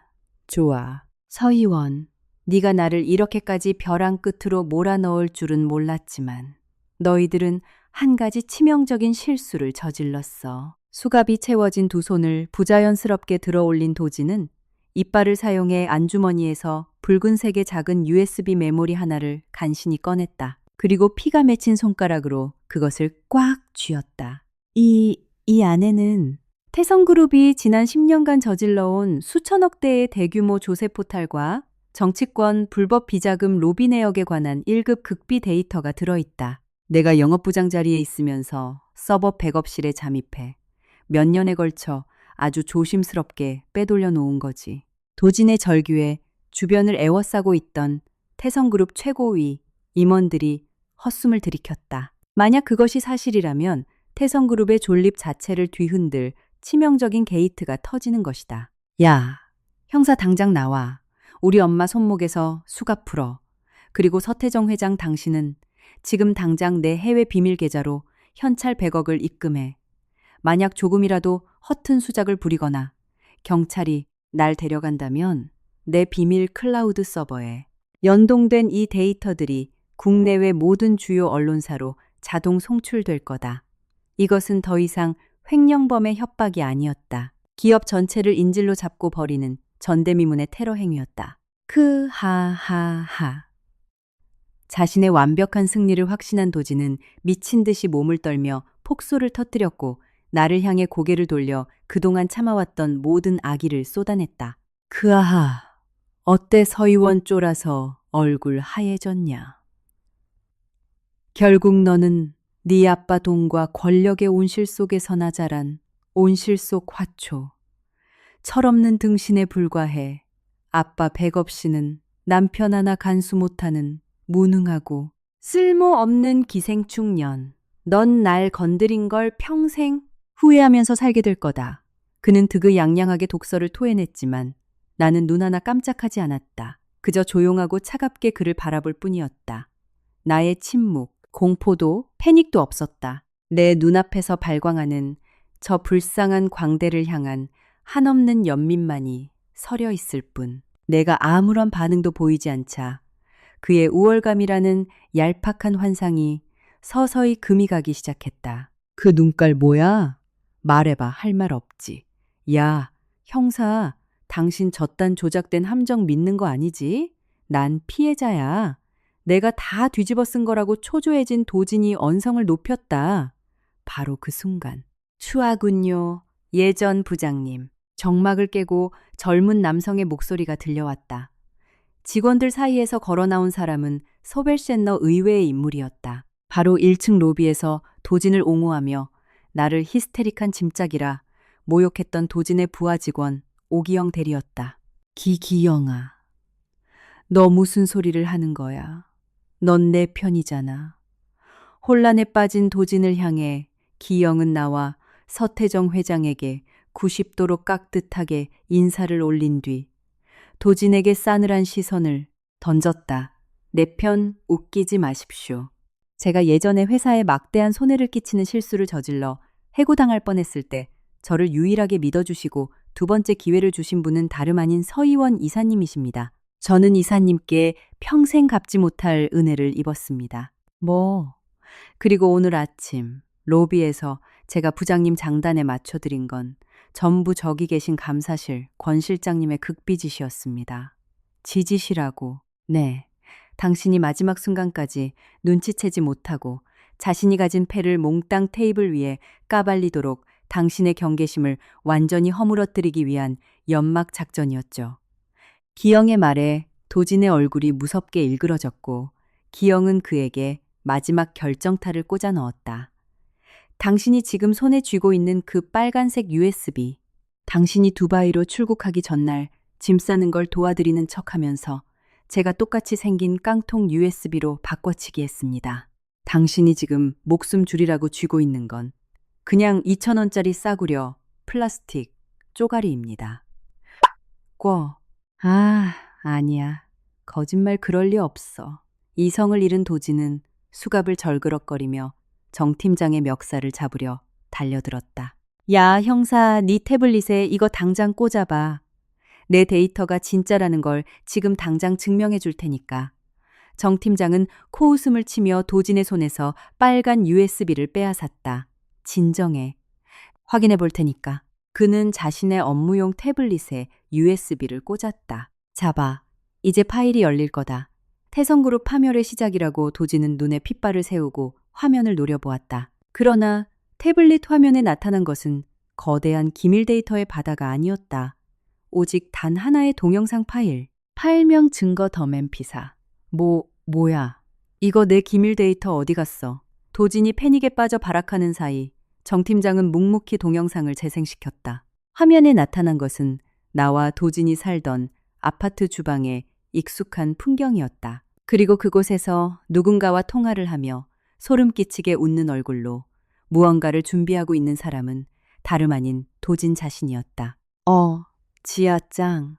나 지금 희원이 차에다가 임신 중절용 강력 약물 섞고 있어. 이거 다크웹 뒤져서 불법으로 존나 비싸게 구한 거잖아. 스피커를 타고 흘러나온 그 악마 같은 목소리에 현장에 있던 수백 명의 직원이 일제히 경악하며 숨을 들이켰다. 의사가 그 여자 절대 안정 취해야 한다고 했거든. 이 약 먹여서 애 유산시키면 그 여자 몸도 마음도 완전히 망가져서 제 발로 날 떠날 거야. 그럼 난 위자료 한 푼 안 주고 이혼하고 마침내 지아 너랑 결혼할 수 있는 거지. 충충충충. 영상 속의 도진은 내 찻주전자에 정체불명의 가루를 쏟아부으며 즐겁게 낄거리고 있었다. 금요일 밤 내가 겪었던 그 내장이 찢어지는 듯한 고통과 하열은 단순한 유산의 징후가 아니었다. 그것은 자신의 앞길에 방해되는 아내와 아직 태어나지도 않은 아이를 합법적으로 제거하기 위해 이 남자가 치밀하게 계획하고 실행한 피도 눈물도 없는 살인 미수였다. 수백 명의 군중 앞에서 자신의 가장 끔찍하고 극악무도한 범죄 증거를 마주한 도진은 완전히 말을 잃고 무릎을 꿇었다. 회사를 파멸시킬 조커 카드라고 믿었던 붉은색 USB에는 실은 그 자신의 숨통을 끊어놓을 가장 무서운 사형 선고장이 들어있었던 것이다. 강도진. 내가 조용히 그의 이름을 불렀고 그는 움찔하며 광기에 찬 눈으로 나를 올려다보았다. 내 두 눈에는 이제 단 한 방울의 연민조차 남아있지 않았다. 나는 그를 진짜 지옥의 문턱으로 밀어넣을 말들을 천천히 내뱉기 시작했다. 자신이 즐겁게 독약을 섞고 있는 영상을 눈앞에서 확인한 도진은 마치 돌조각처럼 굳어버렸다. 거대한 15층 사무실에는 오직 그의 거칠고 불규칙한 숨소리만이 섬뜩하게 울리고 있었다. 아니야. 저건 내가 아니야. 몇 초간의 정막이 흐른 뒤 도진은 발작하듯 고개를 세차게 내저으며 수갑찬 손을 덜그럭거리며 벌떡 일어났다. 그는 핏발 선눈으로 나를 쏘아보며 침을 튀기며 악을 썼다. 그래, 내년이 조작한 거지. 요새 유행한다는 그 딥페이크인지 인공지능인지 하는 걸로 합성한 거잖아. 내가 너무 천재적으로 잘 나가니까 네가 절망해서 아빠 돈과 권력으로 날 살인마로 몰아가려는 속셈이지. 넌 진짜 복수심에 찌든 끔찍한 사이코패스 년이야. 네, 그 알량하고 추악한 속임수 내가 다 꿰뚫어 보고 있어. 이 쓸모없는 기생충년아, 움직일 수 없는 명백한 증거 앞에서도 그는 자신의 죄를 인정하지 않고 끝까지 모든 것을 내 탓으로 돌리려 발악했다. 그의 그 지독한 집착과 일말의 인간성조차 상실한 모습에 주변 직원들은 소름이 끼친다는 듯 혐오와 경멸의 눈초리로 그를 바라보았다. 그러나 나는 그 폭포수 같은 모욕을 고스란히 맞으면서도 안면 근육 하나 실룩이지 않았다. 나는 그저 바닥에서 꿈틀거리는 저 비참한 생물을 조용히 내려다볼 뿐이었다. 나의 침묵. 나는 대답하지 않았다. 허공에 흩어지는 그의 발악은 그 자신의 밑바닥 없는 멍청함만을 돋보이게 할 뿐이었다. 나의 절대적인 침묵은 그의 영혼 깊은 곳에 원초적인 공포의 불씨를 지폈다. 그 눈빛 뭐야? 당장 대답해. 할 말 없지. 어야, 형사 당신 저딴 딥페이크 조작 영상 믿을 거야. 난 피해자야. 내가 함정에 빠진 거라고 도진이 필사적으로 정 팀장의 옷자락을 물고 늘어졌다. 바로 그때. 조작이 아닙니다. 저 영상은 제가 제 손으로 직접 촬영한 겁니다. 숨막히는 사무실 안에 평온하고 차분한 중년 여성의 목소리가 울려 퍼졌다. 직원들이 길을 내주자 완전히 예상치 못한 인물이 앞으로 걸어 나왔다. 소박한 앞치마를 두르고 백발을 단정하게 묶어 올린 중년 여성. 여사님. 도지는 눈알이 튀어나올 듯 놀라며 뒷걸음질을 쳤다. 그녀는 싸고 말 잘 듣는다는 이유로 도진이 고용했던 우리 집 입주 도우미 아주머니 엄복순 여사였다. 도진은 평소 그녀를 아랫사람 부리듯 하대하며 무시하곤 했었다. 난 그냥 도우미가 아닙니다. 태성그룹 서태정 회장님 직속 특별보안팀 총괄팀장 엄복순입니다. 엄 팀장이 허리를 꼿꼿이 세우자 그녀의 날카로운 시선이 도진의 심장을 꿰뚫을 듯 날아갔다. 그녀의 자세와 기백은 온순한 할머니의 그것과는 거리가 멀었다.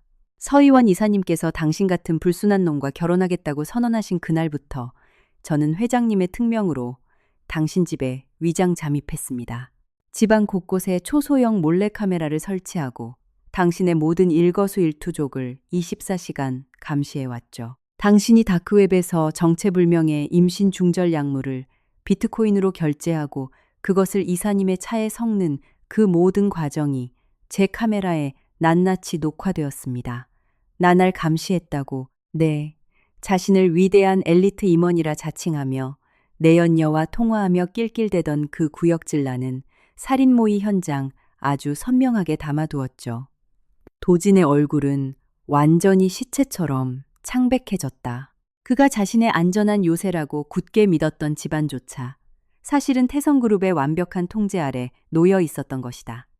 거짓말 그래 그 약물. 그건 그냥 과일맛 나는 가루 주스였다고 둘러대면 그만이야.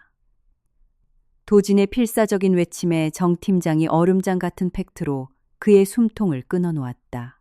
안타깝게도 네 희망사항은 끝났다. 네가 두바이에서 랄랄라 놀고 있을 때 우리 수사대와 엄 팀장이 네 집 서재를 압수수색했다. 네가 비밀 금고에 숨겨뒀던 약물병, 그리고 네가 희원 이사님 차에 탔던 그 약물 샘플 완벽하게 확보했어. 병에는 네 지문이 빼곡하게 묻어있고 국과수 성분 분석 결과도 이미 방금 넘어왔다. 완벽한 물증 확보 완료다. 물증 영상, 경찰의 수사 결과. 도망칠 구멍은 완벽하게 막혔다. 도지는 눈을 희번덕거리며 무릎을 꿇었다. 그는 단 하나의 변명조차 떠올릴 수 없었다. 그의 뇌는 완전히 기능을 정지했고 극한의 혼란 상태에 빠져들었다. 하지만 도진에게 닥칠 진정한 공포는 아직 시작조차 되지 않았다. 완전히 무너져 내린 도진은 돌연 기괴하게 낄낄거리더니 수갑찬 손을 모아 싹싹 빌며 나를 향해 기어왔다. 히히히, 희원아, 미미하네. 내가 잠시 미쳤었나 봐. 마가 꼈어. 하지만 결국 다 잘 해결됐잖아. 안 그래, 어쨌든 애는 유산돼서 죽었잖아. 뭐 나는 순간 눈썹을 찌푸렸다. 네가 금요일 밤에 배 아파서 뒹굴었잖아. 양수도 터졌고. 그러니까 내 약이 효과가 있어서 애가 유산된 거 맞지? 그럼 이건 살인이 아니라 단순 낙태 방조 정도일 뿐이잖아. 내가 위자료 얼마든지 줄게. 살인 미수, 고소만 취하해줘. 내 찬란한 경력을 이렇게 끝낼 순 없단 말이야. 자신의 핏줄을 독살하려 한 짓을 두고 다 잘 해결됐다고 짓거리는 그 미친 발언에 지켜보던 직원들 사이에서 혐오와 공포의 웅성거림이 터져나왔다. 그는 진짜 인간의 탈을 쓴 악마였다. 나는 천천히 그에게 다가가 위에서 아래로 그를 서늘하게 내려다보며 얼음장 같은 목소리로 내뱉었다. 강도진, 너 지금 뭔가 아주 단단히 그리고 엄청나게 거대한 착각을 하고 있는 모양인데. 차착각, 네가 독약이 든 차를 마셨고 그래서 유산한 거 맞잖아. 나의 말에 도진이 멍청하게 눈을 깜빡였다. 당연하지. 내가 독약을 탄 뒤에 네가 분명히 그 차를 마셨어. 그리고 그날 밤 배를 움켜쥐고 뒹굴며 양수가 터졌잖아. 그게 내 독약이 완벽하게 작동했다는 증거라고 나는 차갑게 비웃었다. 유감스럽게도 난 그날 네가 탄 독차를 단 한 모금도 마시지 않았어. 뭐, 안 마셨다고 거짓말. 그럼 왜 그렇게 고통스러워했는데? 왜 양수가 터졌는데? 패닉에 빠진 도진을 향해 나는 그가 상상조차 하지 못한 가장 무섭고 끔찍한 진실을 폭로하기 시작했다. 내가 쓰러진 건 네 독약 때문이 아니야. 넌 네가 다크웹에서 산 그 약의 진짜 정체가 뭔지 아직도 깨닫지 못하고 있구나. 그리고 바로 지금 이 순간 네 몸속에서 어떤 돌이킬 수 없는 끔찍한 변화가 일어나고 있는지도. 네, 내 몸. 도지는 자신의 두 손을 내려다보며 덜덜 떨기 시작했다. 과연 도진이 다크웹에서 구한 임신 중절 약물의 진짜 정체는 무엇이었을까? 그리고 나는 그를 진짜 생지옥으로 밀어넣기 위해 어떤 상상을 초월하는 함정을 준비했던 것일까? 내 몸이라고. 도지는 덜덜 떨리는 두 손을 들어 올려 자신의 손바닥과 팔목을 뚫어져라 쳐다보았다. 이내 그의 일그러진 얼굴에 억지스러운 허세에 가까운 기괴한 미소가 번졌다. 블러핑 치지 마. 이 못 배운 기생충년이 지금 날 겁주려고 헛소리를 짓거리는군. 내 몸은 아주 완벽하게 멀쩡해. 난 두바이에서 최고급 위스키를 마시며 미친 듯이 즐겼다고 내 그 싸구려 새치혀로 날 속일 수 있을 거라 착각하지 마. 이 쓸모없는 년아, 그는 마치 자기 자신을 세뇌하듯 빠르고 날카롭게 말을 쏟아냈다. 입에서는 여전히 욕설이 튀어나왔지만 그의 목소리는 형편없이 떨리고 있었고 동공은 공포에 질려 미세하게 흔들리고 있었다. 나는 한마디도 대답하지 않았다. 그저 묵묵히 바닥에서 뒹구는 이 비참한 생명체를 깊은 연민의 눈길로 내려다볼 뿐이었다. 나의 침묵, 내 평온함에서 기인한 그 형언할 수 없는 공포는 그의 영혼 속에서 기하급수적으로 팽창하고 있었다. 그가 악을 쓰면 쓸수록 고요한 사무실의 공기는 더욱 차갑게 얼어붙었다. 나를 대신해 정 팀장이 입을 열었다. 그는 태블릿 화면에 띄워진 국과수 성분 분석 리포트를 무미건조한 목소리로 읽어내려갔다. 강도진, 네가 다크웹에서 거금을 주고 샀다는 그 가루. 판매자는 무색무취의 초강력 임신 중절 약물이라고 속여 팔았겠지. 그래 맞아. 국과수 정밀 분석 결과 그건 중절 약물이 아니었다.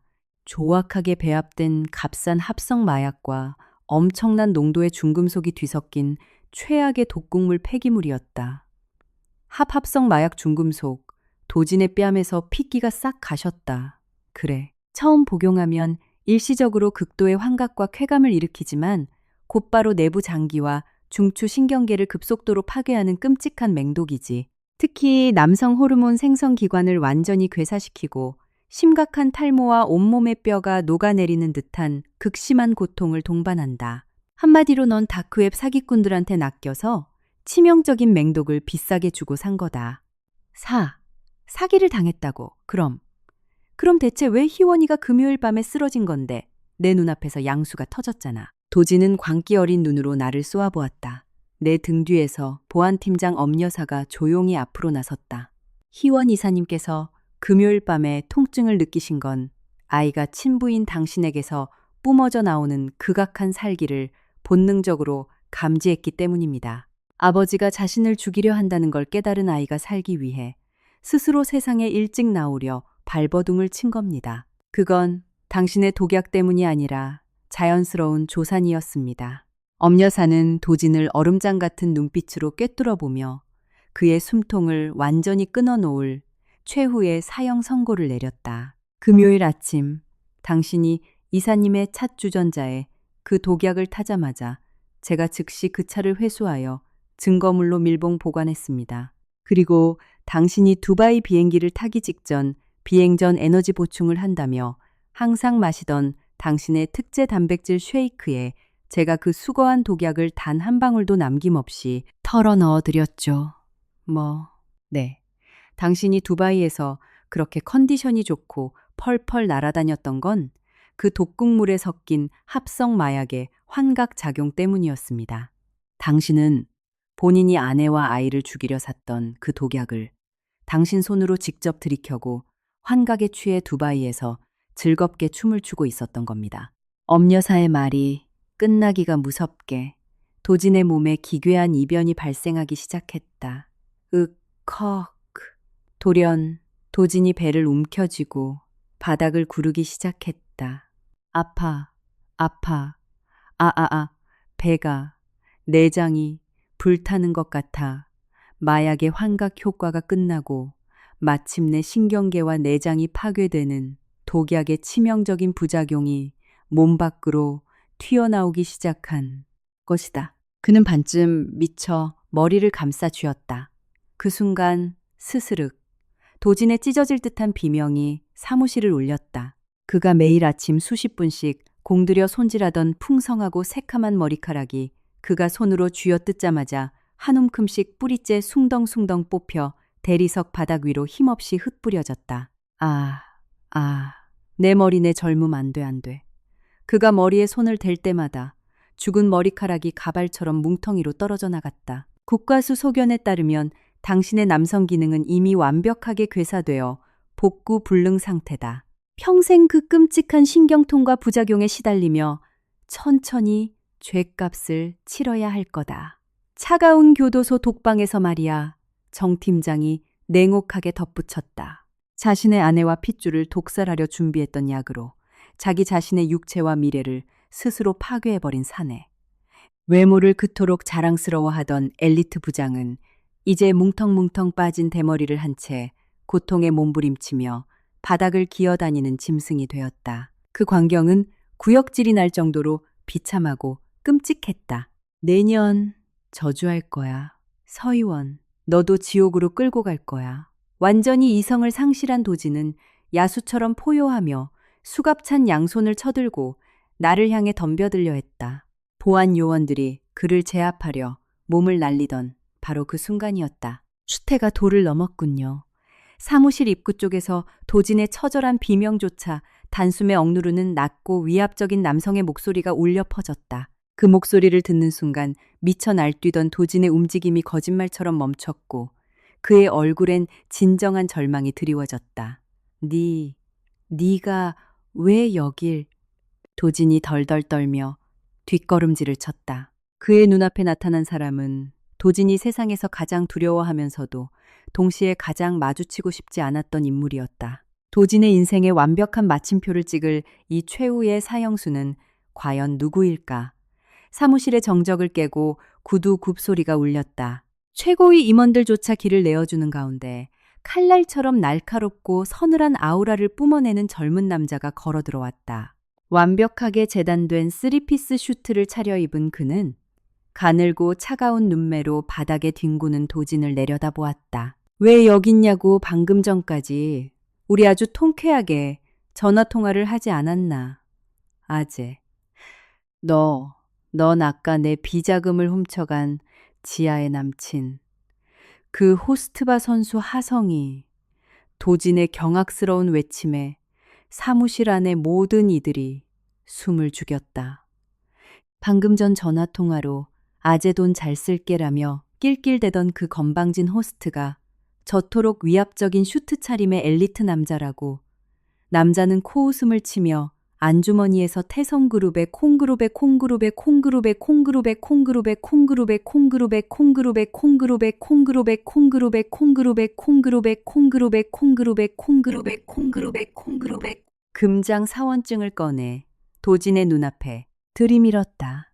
호스트 하성이라는 건 멍청한 네 내연녀에게서 네 해외 비밀 계좌의 비밀번호를 알아내기 위해 내가 설정한 부캐릭터 가짜 신분에 불과해. 내 진짜 이름은 백화성 태성그룹 IT 보안 및 사이버 대응 총괄 팀장이다. 뭐? 그것은 도진을 완벽한 절망의 심연으로 밀어넣는 상상조차 못한 인물로부터의 결정적인 타격이었다. 유지야, 그 여자는 잘생긴 호스트라면 간쓸게 다 빼줄 정도로 머리가 텅 빈 여자더군. 외제차 좀 끌고 가서 달콤한 말 몇 마디 던져주니 네가 횡령한 돈이 숨겨진 계좌 비밀번호를 아주 신나게 술술 불더라고. 네가 지난 5년간 훔친 50억 원 단일원의 오차도 없이 우리 태성그룹 법무팀 계좌로 완벽하게 회수 완료했다. 지지아는 그 여자 방금 전 내가 직접 경찰서 경제범죄수사대로 모셔다 드렸지. 자기는 호스트 남친이랑 결혼할 줄 알았다며 바닥에 주저앉아 대성통곡을 하더군. 지금쯤 공범으로 아주 사이좋게 강도 높은 조사를 받고 있을 거다. 도진은 눈을 희번덕거리며 소리 없이 입만 뻐끔거렸다. 새해 단유로 돈 내연녀 살길. 그가 굳게 믿고 매달렸던 모든 구명줄이 처음부터 끝까지 태성그룹이 쳐놓은 거미줄 속의 환상에 불과했던 것이다. 완전히 무너져 패닉에 빠진 도진은 다시 한번 나를 향해 이빨을 드러냈다. 이게 다 내년이 꾸민 짓이지. 서의원 내 여자한테 미남계를 써서 함정을 파. 넌 진짜 복수심에 미쳐버린 추악한 사이코패스 마녀야. 네가 못 배운 고졸의 기생충 같은 여자니까. 나 같은 위대한 엘리트 임원의 카리스마를 질투해서 이딴 더러운 짓을 꾸민 거잖아. 나 같은 천재를 잃는 건 이 회사 아니. 이 사회 전체의 거대한 손실이라고 난 평생 널 저주할 거야. 도지는 침을 튀기며 욕설을 퍼부었다. 자신이 살인 미수범의 마약 중독자라는 사실조차 망각한 채 끝까지 자신을 천재라 칭하는 꼴이었다. 하지만 나는 표정 하나 변하지 않았다. 그저 묵묵히 바닥에서 뒹구는 이 비참한 생명체를 차가운 눈빛으로 내려다볼 뿐이었다. 나의 침묵, 분노마저 완전히 증발한 거요. 나의 이 절대적이고 얼음 같은 침묵은 그가 마지막까지 부여잡고 있던 자신이 우월하다는 환상을 산산조각 내고 있었다. 내가 대꾸조차 하지 않자 벽을 치고 돌아오는 그의 욕설은 역설적으로 그 자신의 바닥 없는 찌질함만을 메아리치게 할 뿐이었다. 도진이 마침내 숨이 차올라 헐떡이며 입을 다물자 나는 천천히 입을 열었다. 엘리트 임원 카리스마 천재. 넌 진짜로 네가 그 모든 걸 네 실력으로 이뤘다고 믿는 거니? 당연하지. 내가 기획한 프로젝트들이 이 회사에 얼마나 천문학적인 이익을 가져다 줬는지 네가 감히 상상이나 해내. 고갯짓에 백화성 팀장이 말없이 태블릿을 조작했다. 15층 사무실 벽면에 설치된 대형 모니터에 도진이 과거 사내 대상을 휩쓸고 승진의 발판이 되었던 화려한 프레젠테이션과 기획안들이 줄줄이 띄워지기 시작했다. 저거 봐. 저게 내 천재성의 결정체야. 너같이 주방에나 처박혀 있던 무능한 전업주부는 평생을 바쳐도 저런 완벽한 기획서는 못 만들어. 도진이 자랑스럽게 가슴을 폈다. 그러나 백 팀장이 그 문서 파일들의 속성 창을 열어 최초 작성자와 최종 수정자 정보를 확대하는 순간 도진의 얼굴은 흉측하게 굳어버렸다. 모든 파일의 작성자란에는 단 하나의 이름이 박혀 있었다. 작성자 서희원, 최종 수정자 서희원. 뭐야. 저거 왜 저기에. 네 이름이. 도진의 얼굴에서 핏기가 싹 가셨다.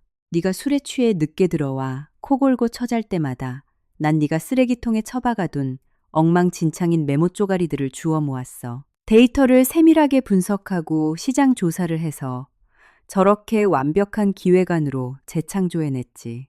넌 그저 다음날 회사에 출근해서 내가 만들어준 대본을 그대로 읽어내기만 한 앵무새이자 꼭두각시에 불과했어.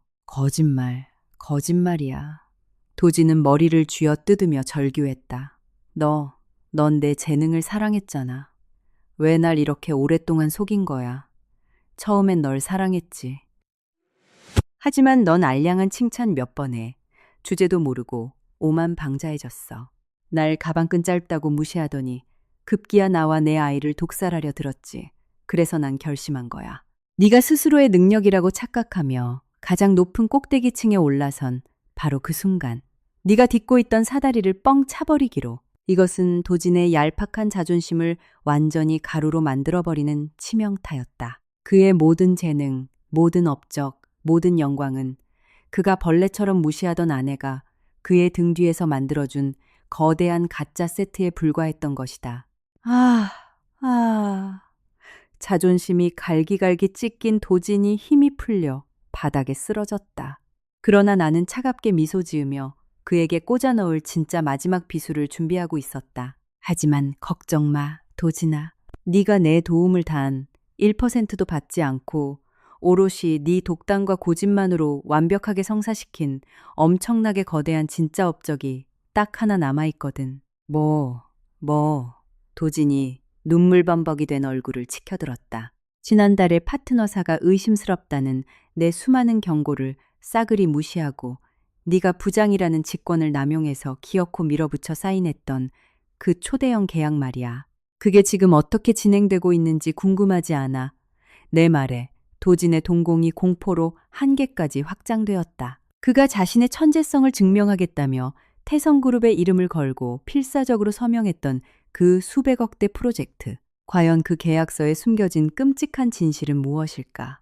그의 진짜 현세 지옥을 여는 피날레의 막이 이제 막 오르려 하고 있었다. 그 두바이 해변 리조트 개발 초대형 프로젝트. 내 말에 도진은 번쩍 정신이 든 사람처럼 고개를 쳐들었고 그의 핏발선 눈동자에 기괴한 희망의 불꽃이 타올랐다. 그것은 그가 지난달 파트너의 신용도가 극히 의심스럽다는 내 거듭된 경고를 무시하고 단독으로 밀어붙인 500억 원 규모의 해외 투자 프로젝트를 말하는 것이었다. 그래, 내가 두바이 왕실과 연관된 국부펀드와 직접 협상해서 따낸 그 메가 계약. 그게 바로 내 진짜 실력의 증명이다. 도진은 고장난 장난감처럼 비틀거리며 일어나 광기 어린 웃음을 터뜨렸다. 그는 다시 나를 향해 손가락질하며 모욕을 쏟아냈다. 크아하, 너같이 주방 밖을 벗어나 본 적 없는 우물안. 개구리는 감히 상상조차 못할 어마어마한 스케일의 비즈니스지. 네가 뭐 짜잘한 국내 기획안 몇 개 뒤에서 끄적거려 줬을진. 몰라도 이런 수백억 단위의 글로벌 금융 투자는 그닥 대가리로는 쳐다보지도 못할 영역이야. 난 국제적으로 인정받는 진짜 엘리트 글로벌 임원이라고. 그는 자신의 위대함을 증명하려는 듯 목에 핏대를 세우며 나를 내려다보려 발악했다. 그러나 나는 여전히 표정 하나 변하지 않았다. 나는 그저 환희에 차부들부들 떠는 이 사내를 얼음처럼 차가운 시선으로 침묵 속에 내려다볼 뿐이었다. 나의 침묵. 그가 아무리 자신을 거대하게 포장하려 악을 써도 한낱 불쌍한 광대를 바라보는 듯한 나의 고요한 시선은 그의 발악을 한없이 초라하게 짓눌렀다. 사무실에는 뼈가 시릴 만큼 싸늘하고 어색한 정적이 감돌았다. 뭐야, 이 침묵은 내 위대한 업적에 기가 눌려서 꿀먹은 벙어리라도 된 거냐. 도진이 헐떡이며 말을 멈추자 백하성 IT 팀장이 다시 나섰다. 그는 싸늘한 미소를 지으며 태블릿을 조작했다. 대형 모니터에 도진이 두바이 왕실의 왕자라고 철석같이 믿고 있던 터번을 두른 남자의 사진이 띄워졌다. 그러나 그 사진 위에는 붉은색의 굵은 글씨로 원텟 국제 수배 중이라는 워터마크가 선명하게 찍혀 있었다. 뭐야. 저게 내가 완벽하게 계약을 따낸 그 왕자님이라고. 백 팀장 옆으로 예상치 못한 인물이 한 걸음 앞으로 나섰다. 정 팀장의 뒤에 서 있던 덩치 큰 금발의 외국인 남성이었다. 그는 완벽한 한국어로 입을 열었다. 인터폴 국제범죄수사대 소속 수사관입니다. 당신이 두바이에서 계약을 체결한 그 인물은 왕족이 아닙니다. 전 세계를 무대로 가짜 투자 프로젝트를 미끼 삼아 수백억을 갈취하는 국제 전문 사기단의 우두머리죠. 태성그룹의 결정적인 제보 덕분에 어제 유럽의 은신처에서 일당 전원을 체포했습니다. 사기꾼이라고. 도진의 입에서 넉나간 신음이 새어나왔다. 당신에게 보여준 그 화려한 리조트 조감도 광활한 개발부지 사진들.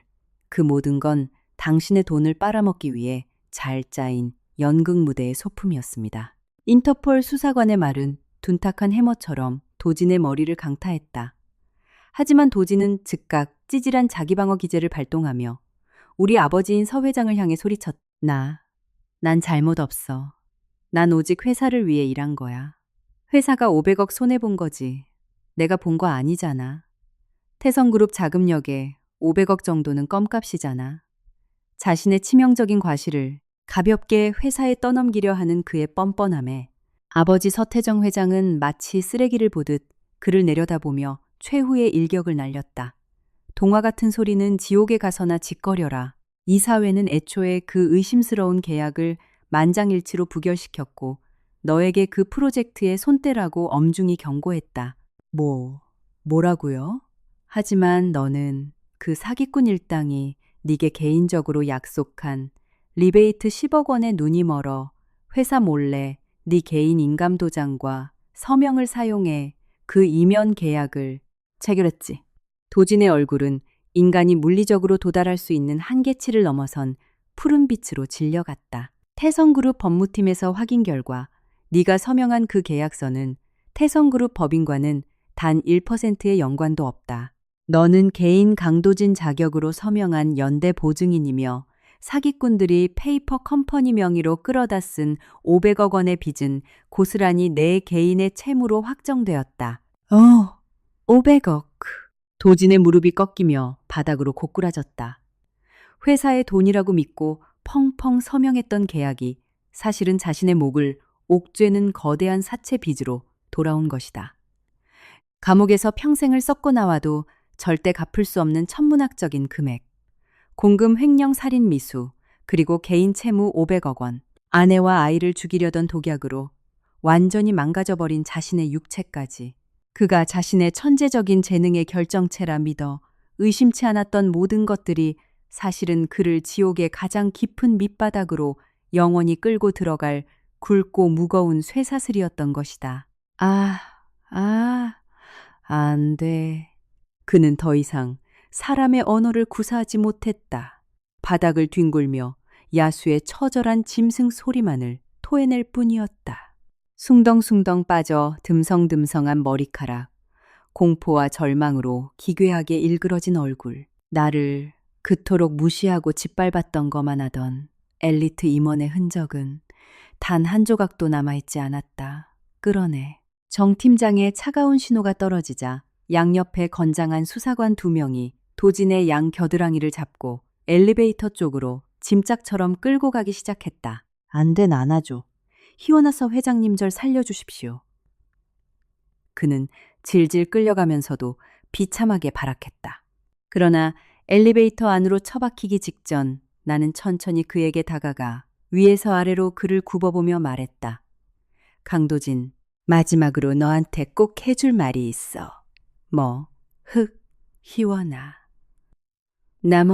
그는 콧물과 눈물 범벅이 된 더러운 얼굴을 들어 나를 바라보았다. 나는 그가 지금까지 단 한 번도 고려하지 않았던 대상에 대한 결정적인 진실을 전하기 위해 입을 열었다. 내 말에 질질 끌려가던 도진이 흠칫 놀라며 애절한 눈빛으로 나를 올려다 보았다. 눈물과 콧물 빠진 머리카락으로 범벅이 된 그의 흉측한 얼굴에 일순간 얄팍한 희망의 빛이 스쳤다. 아이, 그래 우리 아이. 걔 안 죽고 살아서 태어났다며. 도지는 수사관들의 소나귀에서 벗어나려 발버둥치며 나를 향해 미친 듯이 소리쳤다. 그리고 그의 입에서는 또다시 방금 태어난 자기 핏줄마저 자신의 구명줄로 써먹으려는 극도로 이기적이고 구역질 나는 폭언이 쏟아졌다. 희원아, 똑똑히 생각해. 너같이 가방끈 짧고 배운 거 없는 여자가 나 같은 천재 엘리트의 유전자를 물려받은 애를 혼자서 제대로 키울 수 있을 것 같아. 내 천재적인 두뇌와 완벽한 교육이 없으면 그 아이는 사회 밑바닥을 기어 다니는 실패자가 될 거라고. 당장 네 아빠한테 내 500억 빚 갚아달라고 해. 내가 아버지로서 그 아이를 완벽한 상류층 인간으로 만들어줄게. 넌 내가 필요하잖아. 자신의 아이를 독살하려 했던 악마가 이제 와서 자식의 교육을 운운하며 아버지 행세를 하고 있었다.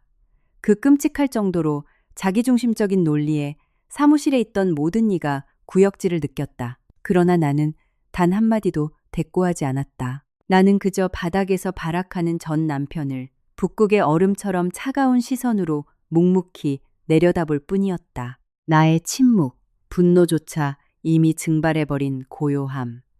내 눈앞에서 꿈틀거리는 저 생명체는 인간의 언어를 내뱉고 있었지만 결단코 인간이 아니었다.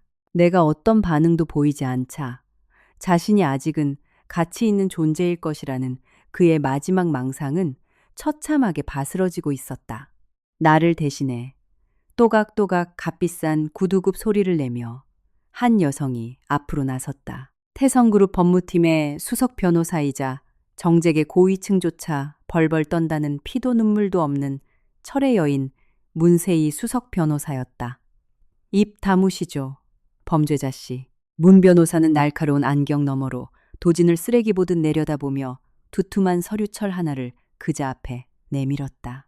그런 쓰레기 같은 걱정은 하실 필요 없습니다. 오늘 아침 1층 로비에서 당신이 서희원 이사님께 집어 던졌던 당신의 도장이 아주 선명하게 찍혀 있던 그 협의 이혼 서류. 이사님께서 즉시 구청에 제출하셨고 방금 법적 처리가 완벽하게 완료되었습니다. 이제 당신은 서희원 이사님과 남남입니다. 이혼. 네. 살인 미수 용의자이자 마약 중독자, 거기에 500억의 빚을 진 사기꾼에게 친권 따위가 인정될 리 없죠. 하지만 그것보다 훨씬 더 결정적인 사실이 있습니다. 문 변호사는 도진에게 최후의 치명적인 사형 선고를 내렸다. 방금 전 갓 태어난 신생아에 대한 서태정 회장님의 친양자 입양 절차가 법원 승인을 앞두고 서류 접수가 완벽히 끝났습니다. 친양자, 입양 도진의 눈알이 밖으로 튀어나올 듯 커졌다. 네, 친양자 입양이란 종전의 친부와의 친족 관계를 법적으로 완전히 끊어버리고 양친의 혼인 중 출생자로 등록하는 강력한 입양 제도입니다. 다시 말해 그 아이는 법적으로 서태정 회장님의 늦둥이 막내 아들이자 태성그룹의 수십조 원대 재산을 상속받을 유일한 적법한 법정 상속인이 되었다는 뜻입니다. 그 아이는 태성 로열 패밀리의 최고급 엘리트 교육을 받으며 넘치는 사랑 속에서 제왕의 길을 걸어갈 겁니다. 아이의 가족관계 증명서에서 강도진이라는 당신의 이름과 흔적은 단 한 글자도 남김없이 영구적으로 삭제됩니다. 그 아이가 어른으로 자라날 때까지 자신의 몸속 절반에 대머리에 거액의 빚을 진 찌질한 전과자의 피가 흐른다는 사실을 평생 모른 채 완벽한 태성그룹의 후계자로 살아갈 겁니다. 당신은 그 아이의 우주에서 완벽하고도 영원히 지워졌습니다. 도진이 그토록 경멸하고 쓸모없다며 독약으로 지워버리려 했던 그 생명이 사실 그가 그토록 갈망하던 절대적인 권력과 부를 상징하는 태성그룹의 열쇠였던 것이다. 만약 그가 아내를 진심으로 사랑하고 정직하게 살았더라면 그는 그 찬란한 영광을 곁에서 함께 누릴 수 있었을 것이다. 하지만 그의 끝없는 오만과 탐욕이 모든 것을 스스로 불태워버렸다. 안 돼. 그건 내 아들이야. 내 영광이라고. 희원아서 회장님 끌고 가시죠. 내 아버지의 차가운 명령이 떨어졌다. 안 돼. 희원아 미안해. 형사들에게 양팔이 붙잡힌 채 질질 끌려 엘리베이터에 처박히는 마지막 1초까지 도진은 바닥을 긁으며 피눈물을 흘리고 절규했다. 그러나 무겁고 차가운 금속 엘리베이터 문은 무자비하게 닫혔고 나락으로 떨어져 내리는 그의 단말마 같은 비명은 완벽하게 허공으로 흩어졌다. 거대하고 적막해진 15층 영업부 사무실 바닥에는 그가 발광하며 쥐어 뜯어놓은 흉측한 머리카락 뭉치 몇 개만이 덩그러니 남아있을 뿐이었다. 다 끝났다. 아버지가 다가와 내 어깨를 따뜻하게 감싸 안으며 조용히 말씀하셨다. 네, 아빠. 다 끝났어요. 그 지독한 악몽 같은 날들이요. 나를 옥죄던 무거운 쇠사슬은 산산조각 났고 가짜 엘리트 행세를 하던 위선자는 자신이 만든 독약에 중독되어 지옥의 밑바닥으로 떨어졌다. 그러나 나의 진짜 찬란한 인생은 이제 막 막을 올리고 있었다. 가시죠, 아빠. 우리 아이가 기다리는 병원으로요. 내가 맑게 미소 짓자 굳어있던 수많은 임원진과 직원들의 얼굴에도 마침내 따뜻하고 후련한 미소가 번졌다. 내가 그를 완전히 끝장낸 후 향한 곳, 그곳에는 내가 그동안 흘린 억울한 눈물을 모두 씻어내고도 남을 만큼 부드럽고 벅찬 피날레가 나를 기다리고 있었다. 태성그룹 본사를 휩쓴 거대한 폭풍이 지나가고 몇 시간 뒤 나와 아버지 최 전무는 다급히 태성의료센터로 돌아왔다. 부드럽고 따뜻한 조명으로 가득 찬 신생아.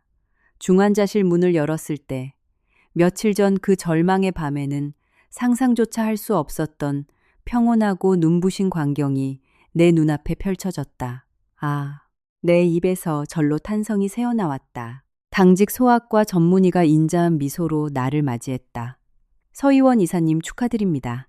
아기 호흡이 완벽하게 정상 수치로 돌아왔습니다. 방금 전 인큐베이터에서 일반 아기 침대로 옮겼습니다. 이제 직접 품에 안아보셔도 됩니다. 그 말을 듣는 순간 참았던 굵은 눈물이 내 뺨을 타고 흘러내렸다.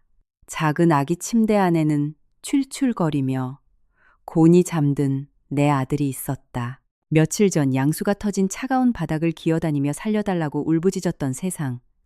그 무엇과도 바꿀 수 없는 나의 가장 고귀한 보물. 덜덜 떨리는 두 손으로 아이를 조심스럽게 품에 안아들자 그 믿을 수 없을 만큼 따뜻한 체온과 달콤한 분유 냄새가 내 가슴을 가득 채웠다. 장하다 우리 딸, 그리고 우리 예쁜 막내 아들. 아버지 서태정 회장은 아이의 작은 머리를 어루만지며 세상에서 가장 자애로운 미소를 지으셨다. 피도 눈물도 없는 재계의 전쟁터를 누벼온 강인한 회장님의 눈가에도 촉촉한 눈물이 맺혀 있었다. 이 가슴 벅찬 감동을 깬 것은 조심스러운 노크 소리였다. 실례하겠습니다. 최 전무가 들어왔다. 그의 손에는 꼬깃꼬깃하고 더러운 편지 봉투가 올려진 은쟁반이 들려 있었다. 이사님, 이런 좋은 순간에 방해를 드려 송구합니다만 방금 전 구치소에서 변호사를 통해 그자가 이사님 앞으로 보낸 편지가 도착했습니다. 어찌 처리할까요? 강도진이요. 나는 편지 봉투를 열었다. 안에는 형편없이 삐뚤빼뚤한 글씨로 이렇게 적혀 있었다. 야, 서의원. 당장 네 아빠한테 말해서 나 여기서 꺼내달라고 해. 난 억울하게 함정에 빠진 거라고. 너같이 배운 거 없고 머리에 든 거 없는 여자가 나 같은 천재의 피가 흐르는 아이를 혼자 키울 수 있을 것 같아. 내 앞길 그만 막고 당장 날 도와줘. 안 그러면 평생 널 저주할 테니까. 아마 차가운 구치소 바닥에 앉아 뼈가 녹아내리는 부작용과 빠지는 머리카락의 고통에 몸부림치며 썼을 것이다. 그는 자신이 저지른 범죄의 무게와 500억이라는 빚의 현실을 도피한 채 마지막 순간까지 나를 깎아내리며 매달리려 발악하고 있었다. 나는 편지를 끝까지 읽고서도 표정 하나 바꾸지 않았다. 나의 침묵. 더 이상 분노도 슬픔도 일말의 동정조차 없었다. 내 가슴 속에 그가 존재할 공간은 먼지 한 톨만큼도 남아있지 않았다. 나는 단 한마디 말도 없이 그 편지를 쓰레기 찢듯 반으로 찢어 구지통에 툭 던져버렸다. 나의 이 절대적인 침묵은 그와의 완벽하고도 영원한 단절, 그리고 철저한 망각의 선언이었다. 최 전무님, 앞으로 그 인간이 보내는 모든 서신이나 연락은 저에게 가져오지 마시고 법무팀에서 알아서 영구 폐기해 주세요. 저와 제 아들에게는 아무런 상관도 없는 세상의 쓰레기일 뿐이니까요. 명심하겠습니다. 최 전무가 깊이 허리를 숙이며 쓰레기통을 치웠다. 그때 병실 문이 활짝 열리며 다급하게 숨을 헐떡이는 사람들이 우르르 쏟아져 들어왔다. 그들은 도진의 파멸을 도왔던 오기영 대리와 영업부 직원들이었다. 그들의 손에는 거대한 축하 꽃다발과 화려한 축하 카드, 그리고 귀여운 곰인형이 들려 있었다. 기영 대리, 다들 여기 웬일이에요? 내가 놀라서 묻자 기영 대리는 쑥스러운 듯 뒷머리를 긁적이며 정직하고 맑은 눈빛으로 나를 바라보았다. 사모님, 아니 이사님의 무사 출산을 축하드리는 것도 있지만 저희의 새로운 대표 이사님 취임을 축하드리러 왔습니다. 네 새로운 대표 이사라뇨. 내가 어리둥절하여 아버지를 쳐다보자 아버지는 껄껄 웃음을 터뜨리셨다. 그것은 아버지가 나를 위해 준비한 가장 크고 통쾌한 인생의 반전이었다. 희원아, 이사회가 네가 그동안 도진이 뒤에서 몰래 작성해 올렸던 그 완벽한 기획안들과 프로젝트 성과들을 전부 재검토했다.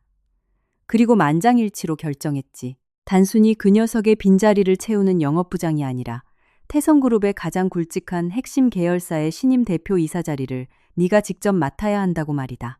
영업부 직원들도 모두 너를 대표로 모시고 싶다고 탄원서를 제출했단다. 제가 대표이사요. 그래, 넌 더 이상 과거를 숨긴 전업주부가 아니야. 넌 미래의 태성그룹을 이끌어갈 후계자다. 네 능력을 마음껏 펼쳐봐라. 아이를 키우며 일할 수 있도록 그룹 차원에서 모든 지원을 아끼지 않으마. 서희원 대표님, 취임을 진심으로 축하드립니다. 영업부 직원들이 일제히 고개를 숙이며 환호했다. 도진이 그토록 자랑스러워하던 자신의 천재성이라 굳게 믿었던 그 모든 영광과 자리가 마침내 진짜 주인이자 창조자인 내게로 완벽하게 되돌아온 것이다. 남편에게 배신당해 차가운 방바닥에서 홀로 피눈물을 흘려야 했던 그 절망의 밤을 넘어 나는 마침내 불사조처럼 날아올라 나의 진짜 인생을 되찾았다. 아우, 그 순간 내 품에 안긴 아기가 작은 눈을 반짝 뜨며 귀여운 옹알이를 했다. 꼬물거리는 작은 손이 내 손가락을 꽉 쥐었다. 그 한없이 맑고 투명한 눈동자를 들여다보며 나는 내 모든 시련이 이 아이를 지키기 위한 위대한 여정이었음을 깨닫고 다시 한번 눈물을 흘렸다. 그러나 이번에 흐르는 눈물은 절망이 아닌 가장 찬란한 행복의 눈물이었다. 루한, 서루한.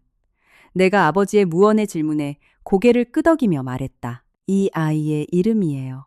태양처럼 따뜻하고 저 맑고 높은 하늘을 향해 자유롭고 당당하게 비상하라는 의미에서 루한이라고 지을 거예요. 내 말이 끝나자 병실안은 사람들의 따뜻한 박수와 눈부신 환한 미소로 가득 찼다. 며칠 뒤 뉴스 사회면 구석에는 국제 전문 사기단에 연루된 어느 대기업 전직 부장이 마약 부작용으로 인한 극심한 신경통과 전신 탈모에 시달리며 500억 원의 빚을 떠안은 채 수감되었다는 소식이 짤막하게 보도되었다. 자금 세탁 혐의로 실형을 선고받은 그의 어머니와 함께 그들의 호화로웠던 타운하우스는 헐값의 경매로 넘어갔다. 그들은 차갑고 좁은 감방에서 평생 서로의 멍청함을 원망하고 저주하며 지옥 같은 여생을 보내게 될 것이다.